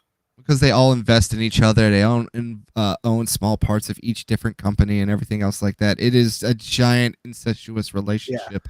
Back in the day, and I mean way back in the day, there was a chance. Everyone had a chance to be that top 1%. It was constantly, people were constantly in and out of there. That has been gone for a long time. Yeah, well, on top of that, too, you have a society that rewards bad behavior and tells you that it's okay to be bad. There's a massive incentive culture in America that does that kind of come with the free love movement? I wouldn't even say it's the free love movement. It's how they kind of convince a young generation of people that abortion is somehow supposed to be like this number one priority in their lives. Yep. Instead of just, you know, so weird. Being respectful of yourself, having self-worth and value with each other and everything else like that. There's a lot of people like from my generation that don't understand that like you have to work hard and have some self-worth. But I've seen we're pretty close to the same generation here, sir. I don't know how old everyone is here. I'm 33. I'm 41. Yeah, so I'm 33. So you got me a little bit. I am an old millennial. Yeah, but like even when you went to high school was vastly different from when I went to high school. The internet was barely a fucking thing. Yeah, my generation. High-speed internet came out when I was a freshman in high school, and most people did not have it. Only the rich kids did. Yeah, well, I was also from a generation that was like watching E-Bombs World in like the 5th grade and everything else. You know, like ISIS beheading videos and all this other stuff is just nothing to me, and I should not have been watching any of that. All right, we got to wrap this up. I got Devil Faded. I've got people need to get to work in the morning. It's just later for me. I forget it's not later for everyone else. But Carl, thank you for joining. I'm definitely going to want to have you back on. You are a smart dude. No, I'm retarded. Well, you don't give yourself. You're really good at carrying a conversation. You're a smart retard. This is Carl's YouTube channel. I put it in there earlier. Go sub to Carl. You want to let the people know what you got going on, Carl? I'm just playing Mass Effect this week, and I have one podcast on Saturday. Got to work out the details, but it sounds like I'll have Lethal Lightning on. Oh, nice. Lethal's a friend of the channel. He's been on a few times. Yeah, great guy. Can't wait to have him on. Makes me laugh. Finally got it all lined up with him. So definitely, I think it's going to be a pisser, as they would say. When are you going to talk ball again? Football? Yeah, I could talk football every day. I just had on who did I have on recently? Mugen Lord? No, not Mugen Lord. My friend Rab. We talked a little bit of sports. That's right. I tried it. Mugen Lord stream last night. Mugen Lord's great. He's a great guy. You should follow him. Definitely listen to that video. But I don't know. Enough rambling. Look at my backlog. If you like what you hear, call me a retard. Call me your favorite slur. Make me laugh. Whatever. Mr. Duke Devil, thank you for joining us tonight. Duke Let Devil. people know what Duke you got Devil. going. Oh Duke my Devil's God. not here. Duke Devlin.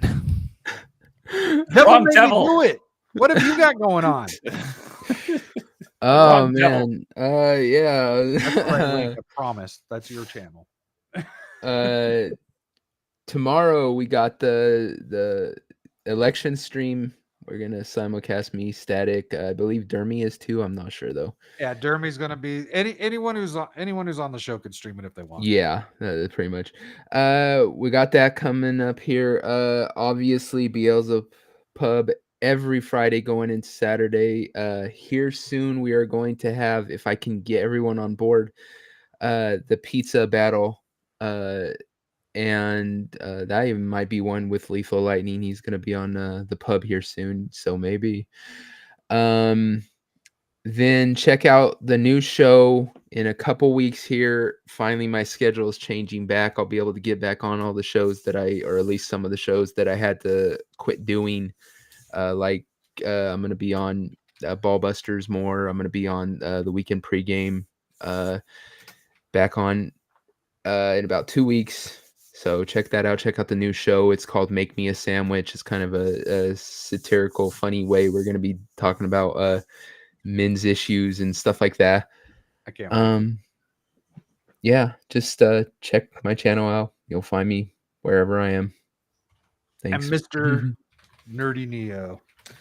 Hey, so I did Metroidvania Monday today, so I played a couple hours of continuing my playthrough of AM2R as I am playing my way through all of the Metroid games before I expand out into other Metroidvanias. But tomorrow night would have been an episode of Top 5, but we had a scheduling conflict, so that's getting bumped to next Tuesday. We'll be ranking our top 5 video game movies. So I don't have anything planned for tomorrow night right now, but I had a thought earlier today that tomorrow is November 5th. So I may, if people want to come hang out with me, I might stream, do a watch party in my Discord for V for Vendetta. Remember the 5th of November. So, and I'll be on Wednesday. I'll be back with some more Dude Souls, as he's helping coaching me through Dark Souls. And then I'll be live with Dude again on Thursday for our monthly achievement chasers and talking about what we achievement hunted over the course of October. I saw you had that stream up already. Yeah, I usually schedule all of my streams for the upcoming week on Sunday night. Nice. Well, for me, I've got the big election stream tomorrow. No idea what that's going to look like. I'm thinking we're going to spend a lot of time kind of waiting for news. So I've been telling people, bring memes, bring stuff to laugh at, bring stuff to have fun. Let's just have a good time with this. And then Thursday, weekend pregame. I've got weird shit is back in my feed. I've got the cringe back on. So hopefully we'll be able to have some more fun there. And I think that's it. I might be on Ballbusters. I'm going to be on Iron Oxide show this Friday evening on his channel, Iron Oxide. So go check that out. And that's it. And I don't have an outro video. So until next time, have a good one. Go vote. Don't be black-pilled. Yes, go vote. Yes, even if you are black-pilled, just go fucking vote anyway. Just vote. Your ancestors fought World War II and the